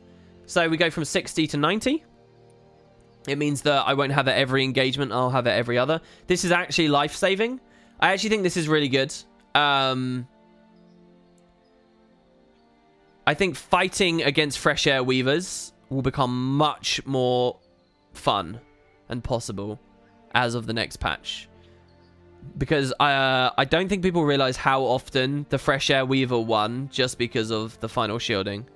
Absorbing some key stuff. Like, these fights, because of the playstyle of a Fresh Air Weaver, it's so, like, fast, right? It has to... Either you killed him really quickly, or you killed him, or he killed you really quickly. You get what I mean? And the idea is that very few skills are going to land, okay? Because it's a short conflict. And so the benefit of gaining X number of blocks when there's very few, you know, actual packets that are going to be exchanged is massive. I think Thieves will be much more happy with this. I think but any bursty build of any variety will be happy with this, seriously. So I think this is good. And I think it's a necessary shave as well, especially considering at the start they outline instant activation skills as a high-level goal. And you might have noticed already, where are the instant activation skill changes? Fresh Air Ellie is kind of like a big outlier for that, isn't it? But again, it's tricky to talk about its position in those regards. So Gale Song, this is the counter instant stun break. It's not just a stun... I actually think this is really good because a good nerf. Nobody really runs Gale Song, but only because of what it's juxtaposed with the aura on Overload. If this was in a different position, this is actually obscene. People in raids realize how obscene this is. If I land, like, if I like dare to play a hammer warrior, right? If I'm a fucking hammer warrior and I'm going to be a CC god and I actually earthshake on the node and I get a wicked 6 stun on the entire enemy team, I want to see some benefit from that. I don't want to see some gross ass passive trait stun break not only one of them, but all of them, and give them super speed at the same time. I don't want to see that shit. So, yeah, baseline change. Let's do it, baby. Good nerf. So Pyromancer's Poisson. Where's Boots when I need him? Poisson? I believe this is actually a return to form. This used to be 2 stacks. this would be for like a 1v1-y bruisery sword or dagger Ellie/Weaver that boldly goes into the fire line. Which would be interesting. We will see with this. But the thing is on Weaver, the thing with Pyromancers is on Weaver, you swap attunements so much. The amount of time your fire main is actually kind of rare. So, how much ramp you benefit from this? You'd have to, like, save utilities to use in there so that you get the utility benefit or whatever. I just don't know. I don't know about this trait. It doesn't match with Weaver very well. So, you're left with it being a core Ellie build or a Tempest build. And I'm not convinced. That could be 5 might, and I think it would still, like, not... people would run it probably. Well, I don't know. It's hard. It's hard, because you're not just judging a trait. You're judging the whole line. There you go. So, Ellie. Nothing really profound for Ellie. NG, we've got some fun stuff we can talk about on NG. Definitely. I think one of the best changes in the entire patch is here as well. Look, but by the way, you can see how many of these are good changes, right? This is a top solid patch. And I think I've justified fairly well why these are good changes. I don't think that much of what I'm saying is, like, super debatable or super disputable. I don't think this is, like, you know, the way that most of the community reacts is like some terrible, like, thoughtless meme tier balance. But I just think it's they got no idea what they're talking about. Like, I cannot comprehend where these, like, it's just people like to sneer. It's just, I don't know, ingrained in people at this point. This patch confirms ArenaNet balance is a meme once again. Does it really? Aw. Because one of your skills got a longer cooldown. Aw, really? Aw. Why don't you quit then? Get out. Alright, so here we go. Hollow. Good changes here, man. So the position of Hollow, let's just say it's very strong. You'll see a lot of Hollows being ran. The main flavor of the month thing right now is actually a protection oriented thing with massive cleanse running the new Purity of Purpose, and they do some fun ways of addressing maybe not directly that, but Hollow in general. By the way, one of the other big missteps I think is here, by the way. So going into this, I would expect NG to be brought down, but only a little, really. I think that Druid was more overtuned than this. I think Warrior was more overtuned than this. I think Scourge had skill flaw issues more than this. I think that Firebrand was overtuned more than this. I think Mesmer's overtuned more than this. I think NG is like, it's almost there, really, for me. I'm pretty happy with NG balance right now. A slight refinement, and immediately they hit with the big guns, right? And when I say big guns, I'm talking they've been going to the gym for 3 years, and they're showing off at the beach right now. Listen to this. Crystal Configuration Eclipse. The stability portion of this trait will now be applied only upon successful hits of Corona Burst. So let's look at this here. Crystal configuration. Sorry, it's the middle one. Obviously, it's the middle one. So Corona Burst is your 3. Right now, if I just spam this randomly, it will give me my stab. It builds might, it does a secondary hit, really strong ability. The might's great on it, the damage is great on it, but the stability is like super crucial to be able to unload a lot of your follow-up autos, your 2, your whatever, right? Like the stability is super important. And one of the main ways that Hollows will play at the moment is they precast this and then they go on their rampage and they do their stuff. Precasting it, I've talked about this on a recent stream. The difference between precasting and not precasting is pretty huge. They've changed this so that if you trait for it, you can still get stab on it. It's still every bit as strong. But you need to actually hit with a packet of damage. That the Corona Burst itself needs to strike something.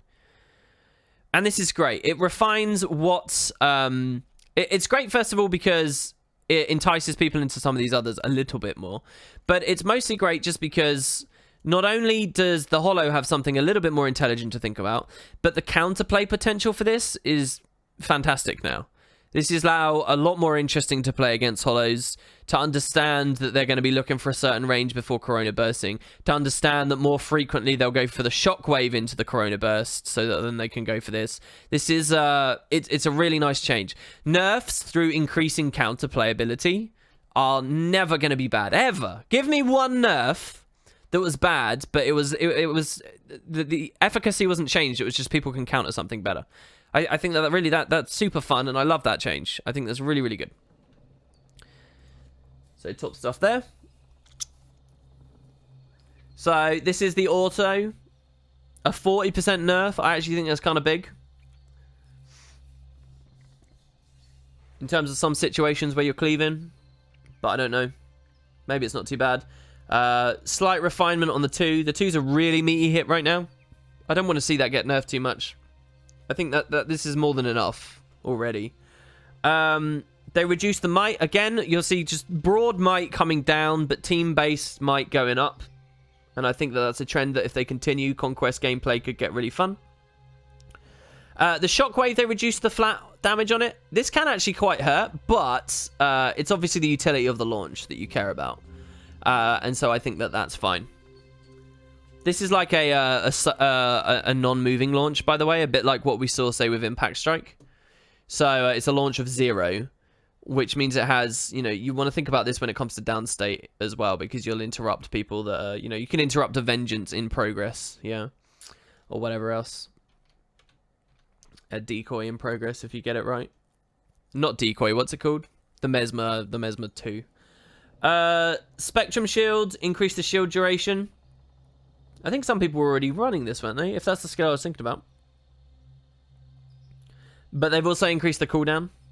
So it's just a bit more impactful, a bit more skill-based. More effective, but you have to be more precise about when you use it. Less spammy. It's good. So we get some pistol changes. I miss Glue Shot. I miss Pistol Offhand. Poison Dart Volley, they reduced the cooldown to 8 seconds. I don't know. Some nice little tunes. Some little tokens for the pistols. I actually saw someone win a 1v1 tourney on pistol the other day, I think it was. Pistol with a Sally amulet. So that was interesting. So Mortar, this chunk here. So Mortar is the elite. And they go all power with this. So if you guys don't know, let's go noob mode for a second. Mortar, it's your kit. It's like a utility, and if anything, it's been using Condi for PvE. It's more like of a utility elite kind of thing. Like, you get the light field, so you can do, like, interesting heal blasts in it and cleanses, and you can, I don't know, keep chill on people, far away from you. You can poison a body. They're actually upping the power damage on it, and a lot of people will laugh at that. I actually kind of like it, though, because I remember what Mortar used to be way back when. One of my favorite plays, right when the game came out. All right. I'll take you back to the old school right here. All right. Once upon a time, this map had a mechanic on it called Treb, right? It was this actually relevant thing, and it was bizarre, I know. Also, once upon a time, this building looked kind of different. But there was an amazing, like, little thing you could do where you would run Mortar, and you would, like, position it. I think it was like this, maybe? No, it was somewhere near the CT where you were essentially still contributing to the team fight. You could do whatever you wanted in the team fight. Maybe it was like right here or something. But you'd actually place the mortar down. You'd press F on it. And you could counter siege Treb. World versus world style. Your mortar could counter siege Treb. And kick people off of it. While still contributing in the mid fight. It was kind of a fun, weird niche thing for it. But it was never really good on its old implementation. That was just a silly thing. But it was a very much power-oriented thing back then, right? It was very power-oriented. And I don't know, I like the idea of some 1500 range power action going on the Engineer. So fine. Does it actually mean anything for this one patch in this one position? I don't think so. Box of Nails. Kind of a... You remember they added a new trait that gives you might on bleed quite recently? If you run that with a toolkit, you can go... like drop a box of nails on a body and ramp a fuck ton of might for free. That's a little bit more of an accessible play now. I don't know. But you notice another toolkit change here as well. Magnet. I actually think magnets are a really fun skill to play against. Really fun to dodge magnets.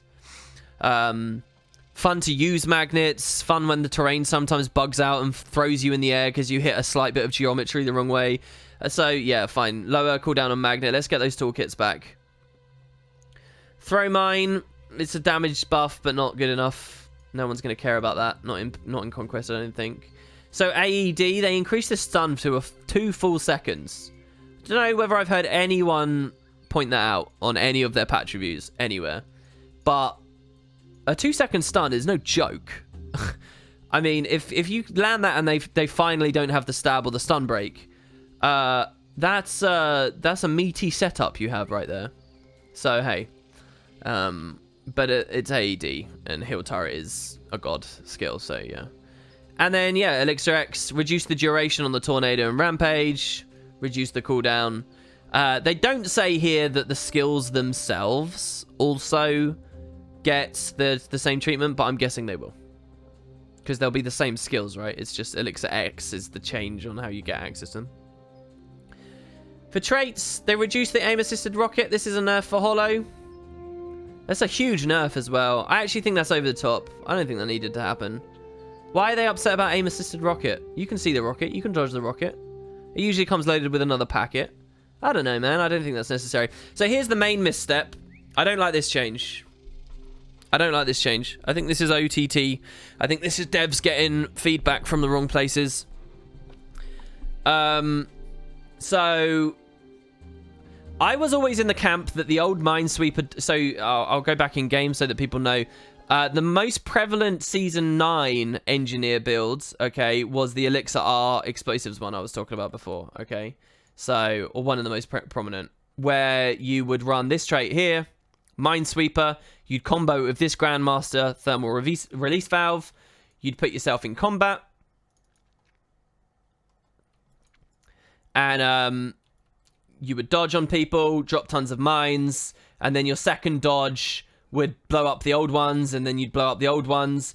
So the devs nerfed this. They nerfed this. They didn't change its efficacy. They didn't change the damage, but they did change the way it works. They added an arming time to it, and they stopped the triple explosion burst that wasn't really too easy to counter. And that was a perfect change. That was perfect. A lot of engineers at that point moved off of it straight away. They moved off. They went to look at SD. They're looking at the Purity of Purpose stuff that came in at the same time. They moved away, right? But this was a buff and a nerf. You just saw I had 9 mines down on the ground there with the old deletion thing that they changed. There wasn't for this season, right as the game exists right now. There is a little bit of back and forth. Sometimes you see the explosive. They're not as common, but sometimes you see the explosives NGs. And sometimes you see the tools NGs. Sometimes you see the rocket boots variant. It runs very differently to the explosives variant. I like that. That's build diversity. What was their high level goal? Let's have a look at it again up here. Let's see. What was that you said, ArenaNet? Build diversity. You have just killed build diversity here. It was already a bit dicey. This is over the top. This is not needed. I will tell you why this additional 33% damage to the flat damage is landed. It's because the devs will have been told, if not enough, in the first hour of the last patch. That's what it will have been. But it was enough. They were okay, and now they've gone overboard with it. And this is a misstep. I don't like this change. It's unfortunate. It's one in a field of changes that I really like. And at the end of the day, the diversity of Hollow builds maybe isn't that important to the overall gameplay experience. But yeah, that's what I think happened there, and I think it's silly. You'll notice Vent Exhaust got the same as well. Not quite so huge. But yeah, I don't know. I mean, the thing about Vent Exhaust, at least, in terms of build diversity, is I would like to see these being used a bit more.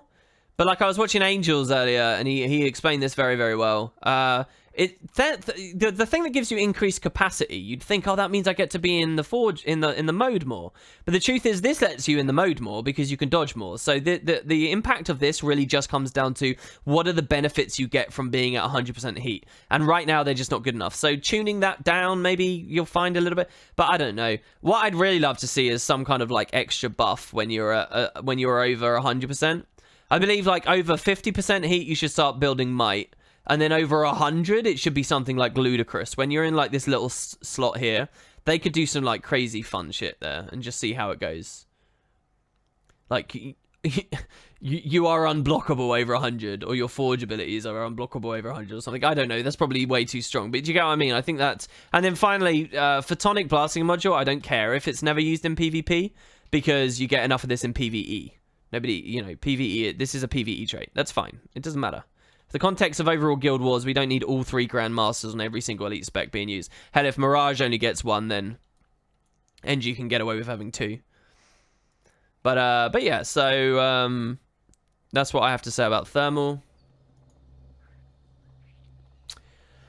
Protection injection. This is auto protection for you. And this nerf now feels like it's there because Purity of Purpose and the basically the new protection combo that means when you gain prot, you flip a Condi, and then if you flip a Condi, or you cleanse a Condi, and then it becomes a flip, and whatnot. So if you cleanse Vuln, then the Vuln flips into protection, and then because you just got protection, you cleanse another Condi, and then that Condi, yeah, you know, like you can get the double. There's lots of stuff, but protection injection is protection oriented. I've never really liked playing against protection injection. I'll show you guys it here in game. Here it's Alchemy, right? So a lot of the dodge roll one was running this. Gain protection when you get CC'd, right? I never really liked this in the olden days. It's 3 seconds of protection. Come on. But hey, passive traits being procced and stuff. I guess that's you know, that's in line with what they were trying to do. So from 10 to 20 seconds. Auto S 75 to 90. I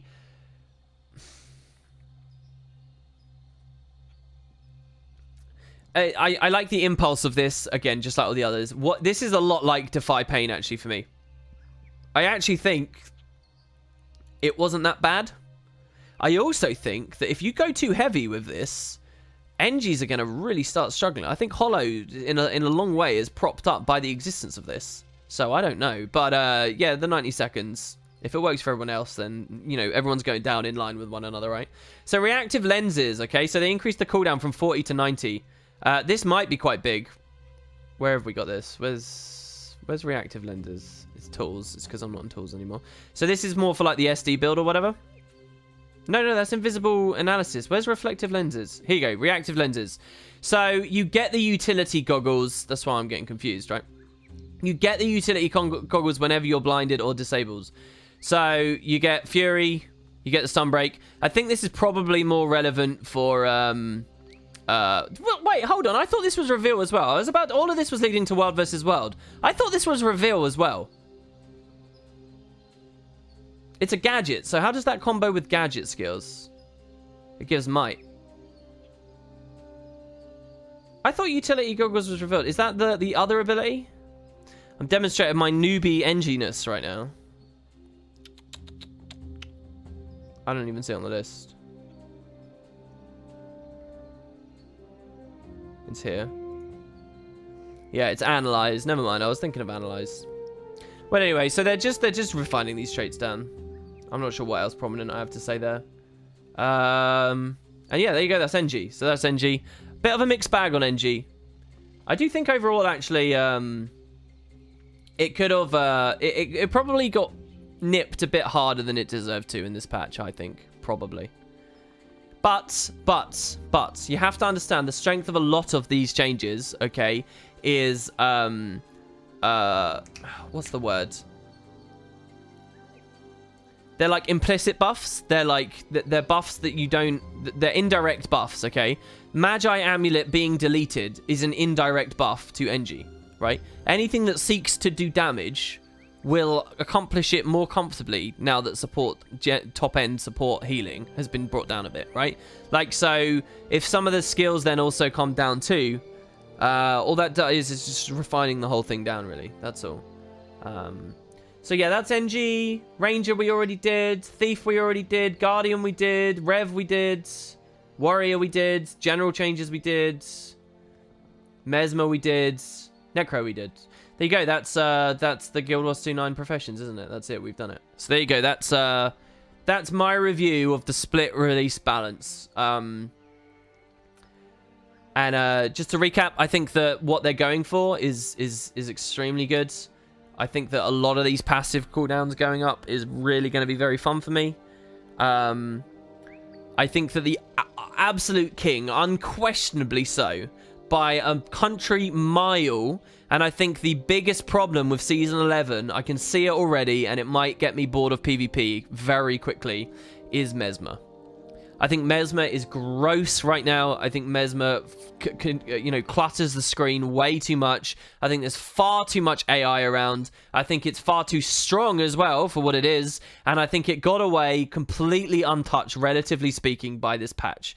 And that segues me into my final point, which I was going to say when we were on the Mesmer section. Remember that this is the PvP world versus world split balance. It could be that Mesmer just underwent a lot of, like, massive changes, fundamental sweeping changes. And so it's going to get an update where it needs more fundamental changes to sort of work it into its new world where illusions and things work differently. And that would be out of the scope of a balance patch like this. That wouldn't be something you just do for PvP and world versus world. You couldn't, like, reinstate the old mechanics for Phantasms versus Shattering, right? You couldn't do that just in the competitive formats. So it might be, like, when I first started reading Mesmer, I said, you'll notice that this is a very small section. Why is this such a small section, chat? Like, honestly, why is this such a small section when Mesmer just had the biggest change of all? Mesmer just had a mammoth change. You would think that the dev would have reams of stuff that they're about to patch in for Mesmer. And yet this is the smallest section of all 9 classes. Mesmer gets the least on the split balance. Why is that? And I'm not angry about that. I actually think that's extremely telling. I think it's very obvious why that's so small. Is because Mesmer's got something else in store. Is because this is not the main deal for Mesmer. Is because they probably need to get all their ducks in a row, and the Mesmer update needs to be contained in the Mesmer update. So do some baseline changes here. And that's what this is, really, you'll notice. I think that this is more of a targeted thing. But, like, that's just in line with the res stuff. This is in line with the passive stuff. Some of it's, like, deliberately targeted, maybe as interim balance. But I really think that the Mesmer section is small because we're going to see some other stuff. I hope we do. Don't let me down, Robert. Don't let me down, balance team. I know that you already consider this a balance patch, but they've been doing so good with quicker balance lately. Extra balance. I want to see more. Look, so we need the Mesmer thing. Whatever they've got cooking, because they have to. If Mesmer doesn't get the change after this patch goes through, if we have to wait a quarter for it, I'm not looking forward to PvP. I think that this is going to be really, really ugly. And the worst thing is that if I do try it PvP, I'll probably find myself on the class. So yeah. Overall, fantastic update. There's a lot of stream delay right now, guys. So it takes a while for your messages to come up. But if anyone has any questions, comments, thoughts... And I'm not, these aren't platitudes. I'm actually interested. If anyone wants to add something, did I miss something? Did I say something you think is ridiculous? Like, literally, I want to learn. I'm not an expert. So we will see. But yeah, that's what I think. And I think that, I think my opinions are reasonable.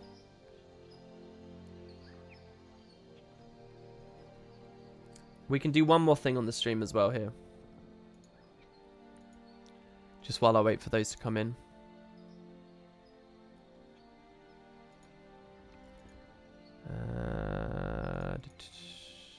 No, go away. Drop that there. Let's drop that there.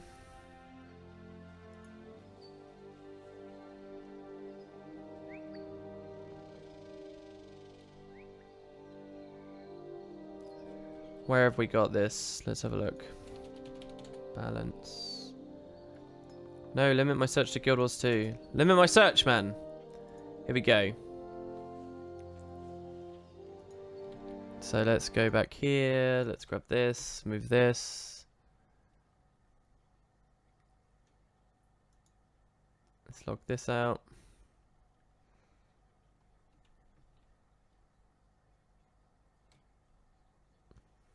All right. Kind of don't want all these adverts on there. But what we can do as well now, hopefully this works. Images in the web. There we go. That should be okay. So we can look at what Reddit said about this as well. So discussion about do they need to be split? I don't care about that discussion.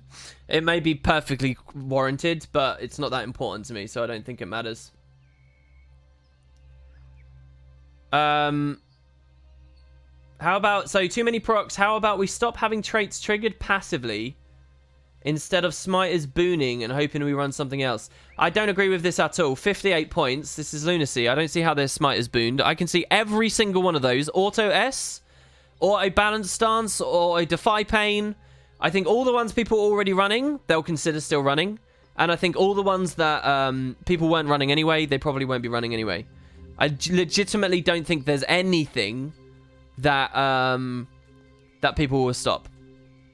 So I don't know what he's talking about. Smiter's booning, if you guys don't know what this is, Smiter's boon was a skill in Guild Wars 1 that one of the balance devs, Isaiah Cartwright, was supposed to balance, but he had to leave for like a conference or something. So at the last moment, he just like, he nerfed it in every way that was actually possible so that no one could run it. It's like a big joke in the community.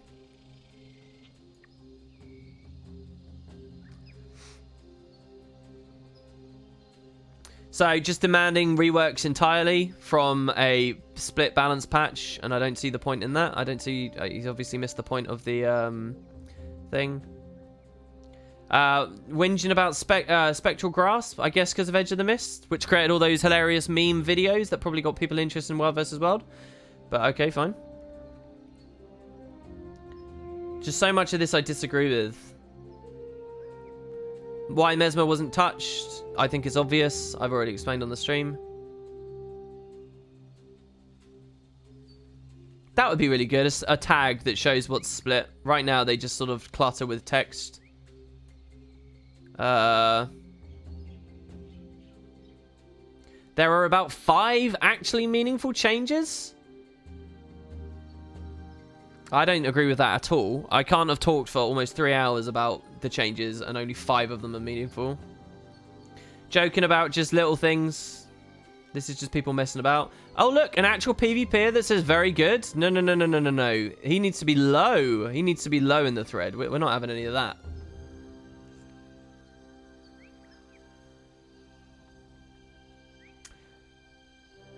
Like here, more sarcastic, lol, they're buffing something nobody uses, lol. I don't understand it. I don't get the mentality, even remotely.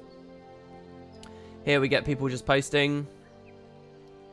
And I mean, it's going to get worse the lower we go down. Throw Reaper a bone. I think it had several this patch. I guess he missed it. Yeah, somebody actually says Spectral Glass. So that's good.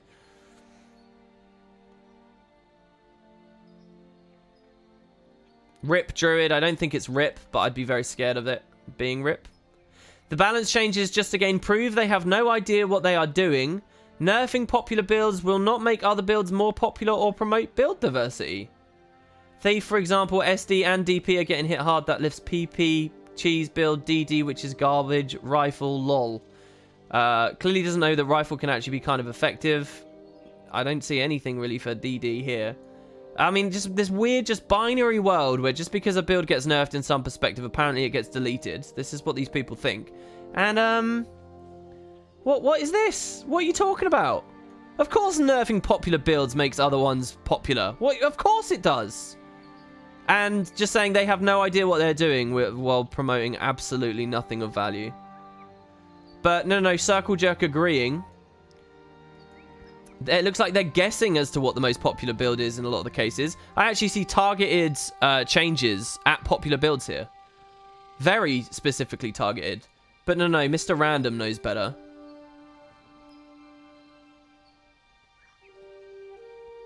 Apparently the Thief changes was forcing us to run Deadeye, was it? I mean, it's just ridiculous. I don't want to get... I will actually get salty looking at this. This is me doing Misery Loves Company. I'm actually going to get salty reading Reddit. I thought we could have something intelligent, but there's not much to grasp onto. All right, let me have a look at chat here. Let's see what we got. No, don't downvote or whatever. Be better than that. Be better than me. Only thing I didn't hear you mention, they got no love. What got no love? Sorry. And again, one final thing I will just say as well. Remember, it's not... I'll go back to the very original thing I said about this. It's not actually about the content of these changes. It's about the what this patch style represents. Guys, this is a pure PvP World versus Worlds patch. It's so good. It's so good. Because what it does as well, I mean, on Reddit, they were still talking about, oh, I want this for PvE, blah, blah, blah. But in a big way, what it does is it culls away a huge amount of unnecessary salt and discussion from people who think that the patch is targeted at them when it's not. Like, that's really, really, really huge. Like, if you think about it, it's like, What if, like, someone thinks it's a raid-based change, and they look at the nerf to, like, Scourge cooldowns or something. I don't know, Condi Scourge cooldowns. They'd be like, nobody's running that. It just makes no sense. Like, you get all these voices, all this discussion about something that's not warranted. It means nothing. And so I just think that on so many levels, having a patch like this, of this style, almost regardless of what it does or how slowly, it's very, very, very good for the game. It also implicitly signals something else, that the devs care about the competitive formats of the game, that the competitive formats of the game are actually being thought about by the developers, and that they're trying to put them into a good state. I think a big part of the PvP deterioration in terms of community spirit is not just necessarily the personalities of the people you find over here, and that they're all just sort of quite salty, ego-heavy people or whatever. I don't think it's just that. I mean, I think that can be a contributing factor, but it's also just that the devs don't communicate shit about PvP. And that's why it's so bad about POF as well, because POF, like, we really got nothing over on this side, right?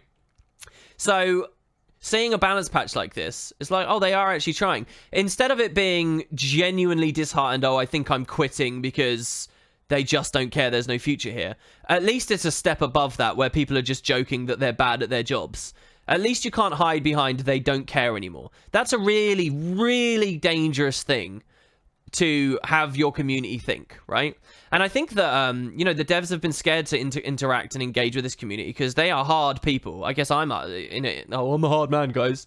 No, I reckon, you know, if I was doing that job, I would be scared to engage, because people are so just loud-mouthed and aggressive and full of themselves, and, like, myself included. Like, I would find it so hard, like, every single little thing that goes into your patch being criticized, and, like, literally what I just did, right?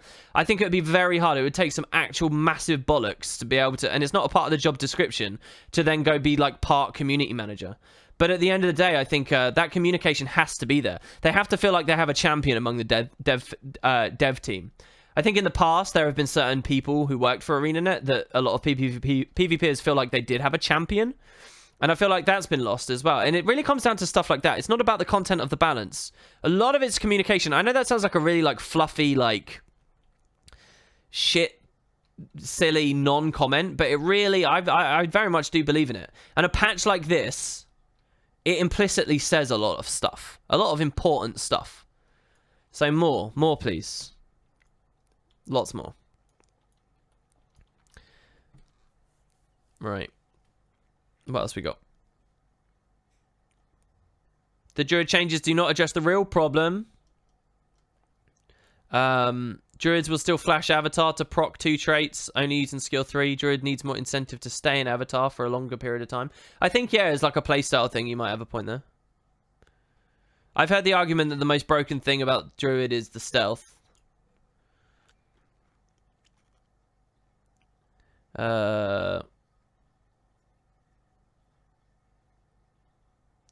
Did you know that if you reduce the percentage of one thing, other things not increase in percentage? You love when I mention threads on Reddit. I don't know, though. I should do it in a way that keeps it anonymous or something, because it's probably like I'm probably crossing a line. I mean, am I? If I go online and I type shit and nonsense and bollocks, with my username there, should I be shielded when, like, I don't know. I don't know. I go into every single stream I ever make. This moment that I say this, I go into everything I do online knowing that I'll be quoted and referenced and sourced back years later when I've stopped believing what I said or whatever. I know that because that's what it means to be public on the internet. And if you type a comment that has no meaning or whatever on a forum, if you look like a jackass somewhere, I don't know why it's the public's job to shield you from yourself. Like, it's not an anonymous board. But I don't know whether I want to be that kind of person. I do feel like there's a line that it crosses. So if I end up doing stuff like that, like the counter jerk or whatever, I would rather anonymize people and shield them, because I don't know. Just because you're on Reddit publicly posting, it doesn't mean you want someone to set the dogs on you, as so to speak, which is what someone felt I did when I called them out for their nonsense about Mirage when Path of Fire came out. He said it was, like, really weak. He said, I said Condi Mirage is overtuned. This was like when Elusive Mind wasn't even a Grand Master, right? And I said, look at the pressure. Admittedly, I was showing a scepter thing, but I was just demonstrating ambushes. And he was like, no, it's really weak. He doesn't know what he's talking about. The problem is WP has no idea what he's talking about. So I made a video demonstrating the pressure. And he said, oh, he set the dogs on me. Oh, he doesn't need to set the dogs on me. I remember that so clearly. He probably doesn't play anymore, so I don't know why I care.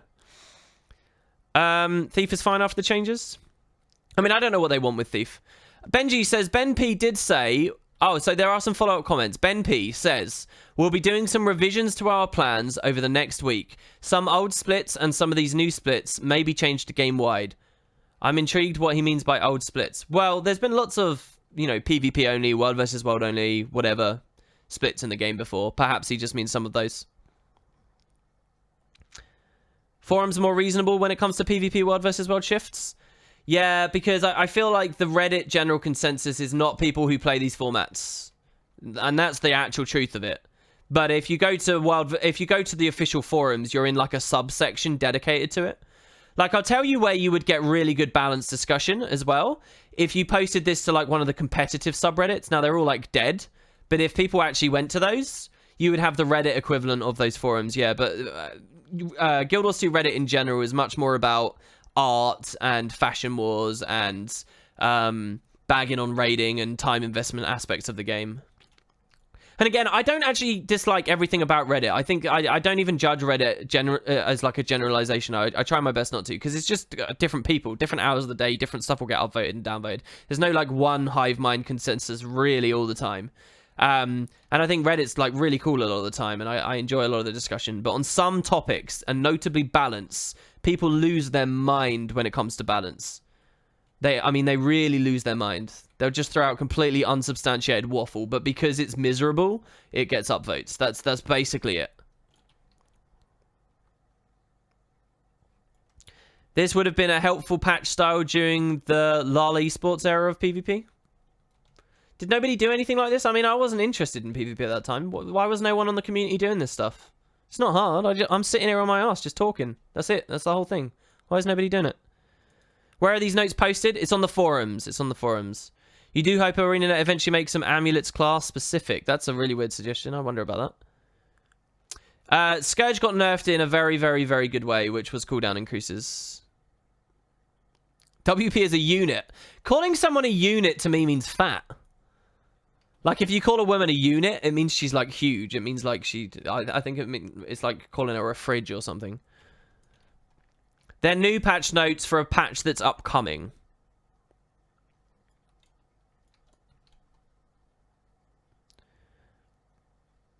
As long as brigading's Scourge. I mean, yeah, definitely. When did I find them? Like 2-3 days ago when they posted them. Yeah, and they changed Mirage. They nerfed it down as well, considerably. It wasn't trash at launch. It wasn't fully trash at launch. It became more monstrous over time, definitely, but it wasn't trash either. Thief is massive after the changes. Valen, why do you say that? So I was really limp on the Thief bit. Why do you say... Oh, I don't have Firefox up anymore. Why do you say that Thief is massive? Why don't you justify that in the chat a bit so I can tell that to everyone here? So he's a Thief player, by the way, so I'm curious. I'm not discrediting his opinion. I'm just... He can add something, because I don't know... Again, I'm not even that smart at this. Like, that's the thing. I say all of this wholeheartedly knowing I'll be wrong about a lot of what I'm saying.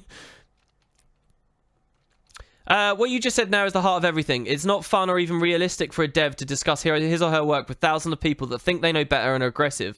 But communication is key. Most important, though, is making the game fun for 90% of bronze gold players so we can get people back to the game, including playing ranks with friends, 2-3-man teams. Yeah, I think... I hope that when I do my... So at the end of my Doom video today, I did tell people a series is coming. It's going to be the PvP series. I'm going to do it. I'm going to do a PvP series. I'm going to do beginner guide to PvP. I'm going to do PvP for dummies. PvP 2018. It's going to be a proper PvP guide. I'm going to put actual production value effort into it. I'm going to do a preamble video where I just waffle boringly, like incessantly, lamely, boringly, major disgusting style, explaining and justifying to everyone on my channel why I'm even doing it. Because the #1 reaction is going to be, why do you care about this? I don't want to watch this. And I just want to be very clear about people in what capacity I'm going to do it. And hopefully in that video, get people to be nice about it, you know? And have a bit of excitement, try something out, you know? And we'll see. Will you make sure that your thoughts on the proposed changes will reach the devs? No, because I don't think I have any... I don't think that's a privilege that I should have amongst any other player. I think my opinion counts for something, as probably the most ranked games on NA this season. I don't know, maybe someone's got more than me. 720 is actually... There's probably a few people getting close to 1,000 at this point. But, you know, I'm up there. I think my opinion counts for something in that term. But at the end of the day, I've only just come back to it. I don't think I'm that important. I'll share it with you guys, because that's the spirit of streaming. But, no, I don't think that my opinion needs to get to their ears more than other people's. I think they know how to read Reddit with a grain of salt or whatever. DP is going to be good because Firebrand has no Magi's Army. I'm glad, by the way, Valen, you recognize the Valen, the Magi's removal as being big, because a few people I saw were just like, oh, they run Menders anyway, but I've only ever ran Magi's on Firebrand. I thought Firebrand Magi's was the be-all and end-all. I thought Menders was not that common. And that is a big difference in sustain for teamfights. Why are they removing Surging Rune? Is it purity of purpose? Good question. A lot of people are... I think Surging Rune's great and interesting. Probably powerful. Too powerful. But I wouldn't put it as like a crucial change. I'd actually remove Strength Runes before I'd remove Surging. Ideally, I'd remove both. Because in terms of rune diversity, I think that they sort of screw the game up. Why am I on this? I don't run Surging on this. I'll go to my Mesmer. This is actually a Surging build. Surging with Jaunt.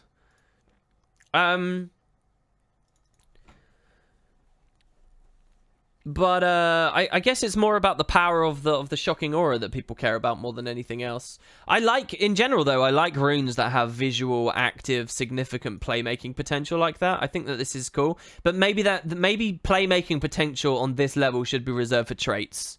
Like, if you actually think about it, that tier 6 rune is almost like a goddamn trait. Like, not even a minor trait, it's like a major trait. Probably like an adept or something. It's actually a pretty big thing. And I don't know whether they want runes to be on that level. So maybe in terms of that purity of purpose, like design space, that's why they're getting rid of it. And a lot of people do use it, and it is strong. It's kind of an indirect buff to the place of Tempests. Because now you really will rely on them for the auras to get through, you know, Blurred Frenzy or whatever you're actually trying to utilize it for, I guess, maybe. I don't know. That's probably not a practical thing to talk about. But I don't think it's bad for the game, removing this. Mirage, it was very bad. It had a lot of clunkiness to it.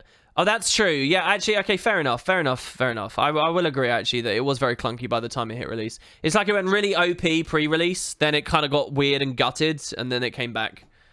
I agree, K1 TTA. I take it back.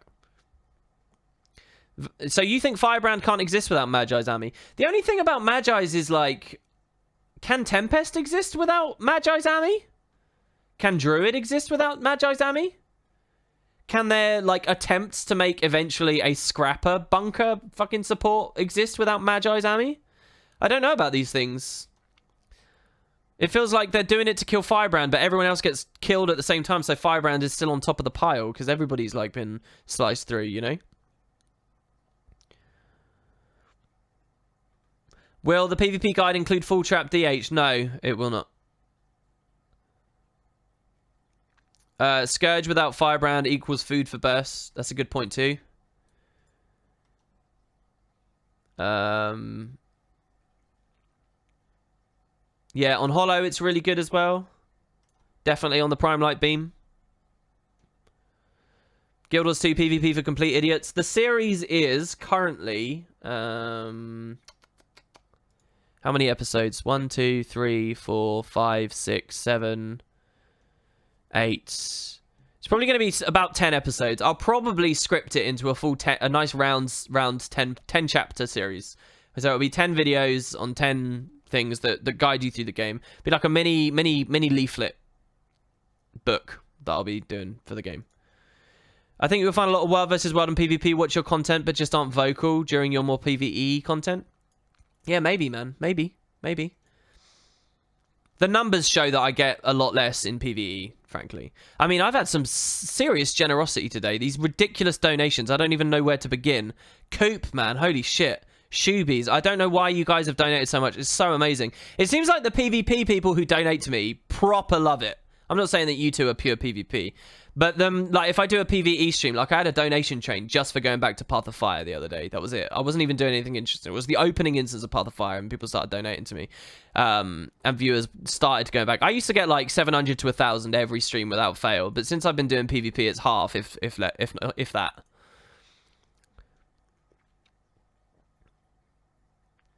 In scrims, Firebrand was playing Menders accidentally, and we were losing all team fights. Then we swapped to Magi's and won every single one. Do you feel like that's actually a well-rounded opinion, or is still a bit anecdotal if it's just over one evening? That sounds pretty interesting, though. So Miaxi thinks Magi's removals by the far the most significant change in the patch. I mean, that could mean that the Scourge cooldowns, despite those going up, if they don't have to chew through so much vitality on Magi's either right now, so Scourge could still be pretty heavy. What problem does Rune of Strength pose? A lot of power-based builds will always benefit going Strength, Courage. Strength, Courage. Just crazy might ramp through that. And not only does this basically make the rune a non-interesting slot, but it makes one of your sigils a non-interesting slot as well. Once this is gone, next patch, I'll be Strength Courage on this build. I'm already on Courage on the stuff. So that's why I would rather Strength goes.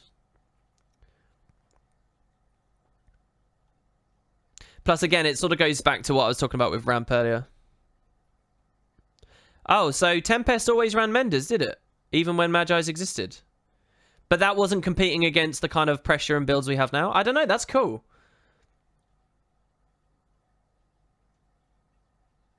Cleric was removed a long time ago. Clerics was removed ages and ages ago. Firebrand uses Magi, so it's going to be cool. Yeah. Sounds great. Please make more PvP basic videos. I recently started streaming and I tried to teach people how to play at an intermediate level. We need a PvP school. I might also do YouTube videos for beginners. More people on the scene is only going to be good. What I would like to see is people proper like start... I don't know. This is all kind of lame. I don't know. Just if you make a good channel and you do good content. Now that my hard drive's clear, I'll probably do Game of the Day on Wood and Potatoes 2. I'll just pick my best game of the day. Or the most interesting game of the day, and I'll put it on Wood and Potatoes 2 with commentary. It will literally take me 15 minutes, but it means you'll get a PvP video a day that makes me look way better than I actually am, because it will be a cherry-picked game. It will be like a 1 out of 50 game, and I'll cherry-pick it, and I'll do that every day. That might be fun, so if I get into the habit of doing that. Now that my hard drive's clear, I can just record everything I do in PvP now. And the second I find that golden game, I'll just post it. My PvP experience has been banging my head against the wall with meta battle builds in Season 4 until I got Legendary, but I lack broader understanding of the mode. I hope your videos might open it up a bit more for me. I hope too, Nosh. I hope you watch it, man, and I hope people actually give it a shot. What I really need right now that I'm struggling with is I need something to open the series with that people will be like... that will show people it's exciting. The problem with Conquest is, if you have no understanding of Guild Wars or the format, it's like, how do you get excited? What's exciting? What are you looking at? So what I want is the series to get people to that point where they know enough to be like, oh, and, you know, start wanking off over the cool plays. That's what I want. But you've got to hook them in. You need, like, the bait. You need the hook at the start. But how do I hook people when there's no... Because the game doesn't look good. It's just tons of clones and big red AoEs and shit around now. The game doesn't look good. I can run Reshade and I can show loads of different Fashion Wars setups. So I'm going to be doing that, but I don't know what else. Time for WP to switch to a more expensive whiskey. I haven't drank whiskey for ages, man. Ages. I do still have some cider here. Maestron says, are you going to need people to do open queues to show examples? Some of the later videos I probably will need some help. Like kite spots. I want to show kite spots eventually, but I don't want to just show them in a vacuum. I want to show 1v1s where I utilize them and succeed. That's what I really want, because I think that's more meaningful.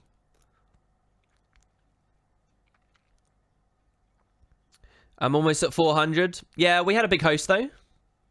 I think it's just been dripping down. Your donation came at a Path of Fire stream purely out of inconvenience since you lost your wallet. I appreciate any of your input.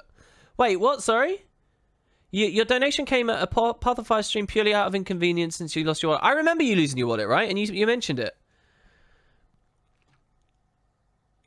Firebrand never does damage. There is that Harriers build. Someone asked me earlier, will hybrid builds ever be a thing? Yeah, so I'm kind of creating like a meta tier list just for funsies at the moment, and it's literally like I don't actually know any hybrid build. We saw that Soul Beast hybrid build, but that was about it. All right, scrolling down, scrolling down. Same, you played PvP ages back, but you feel lost now? Just pick a build, man. Meta battle, pick a build, something that looks fun flavor-wise, and snowball from there. Snowball from there. Rhyme1469 says, good to see you back in PvP. I recall you played back at launch. Really? What's your character name? What's your character name? I'd love to see some of the old guys. You love the Fashion Wars too. This is literally legendary armor with a Corsair turban because I don't know why it's the turban. Probably because of when Istan came out. When I make class-specific videos, that's probably out of scope. That's probably out of scope. Yeah, I understand the point. Cool visuals are the biggest selling point for new people. Yeah, so I have to find a way to do it quite well. Well, there you go, guys. We've been streaming now for 3 hours. So that will be the stream. Sorry that the spectating didn't work. I hope you enjoyed the balance review, and we got some interesting discussion. If I said anything that you disagree with, just send me a whisper. I actually want to know, because I don't know whether I should be confident in my opinions right now. So slap me down if I need to be, and I'll get a little bit better over time. But that's it, everyone. I'll be back tomorrow. Speaking of PvE, we will probably be there tomorrow, and we'll have some good fun times with that. Can't believe the devs had the maintenance during the monthly. I'll probably go watch some VODs and see how other people's stuff did. I will host you all over to someone else, I guess, and we'll see what we've got. Who have we got?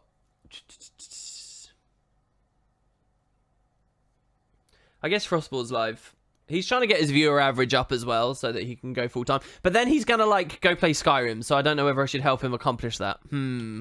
I guess I'll host him and we'll go check that out. So cheers, guys. Hope you had some fun. And I will be in his chat and we'll be doing some good stuff. Thanks again for those donations. That's insane, honestly. Cheers, guys.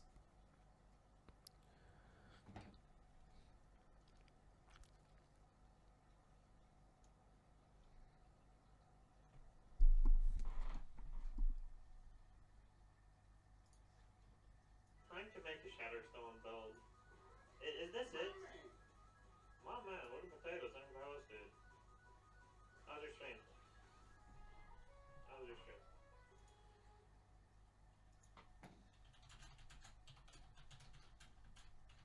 We're just talking about how we should make a Shatterstone build. Come on, man. After all the Shatterstone builds. The beer average.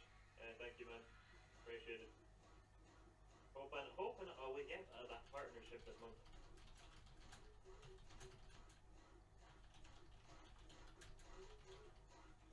Shatterstorm was gonna ask what time to play.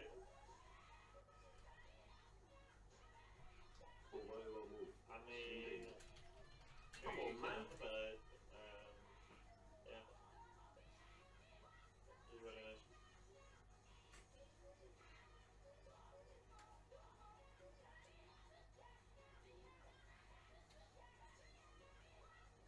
I was talking about Shatterstone. I wasn't talking about Shatterstorm. I wonder how big of a Shatterstone could we make. Oh, I forgot to kill. My bad.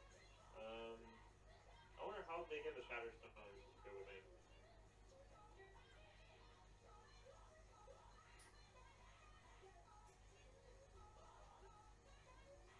Is that the title suggestion, Joe?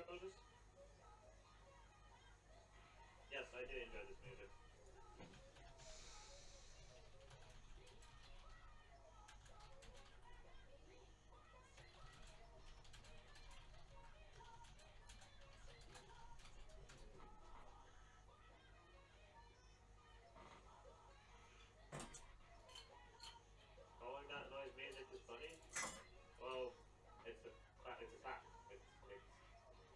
It can't be funny to you.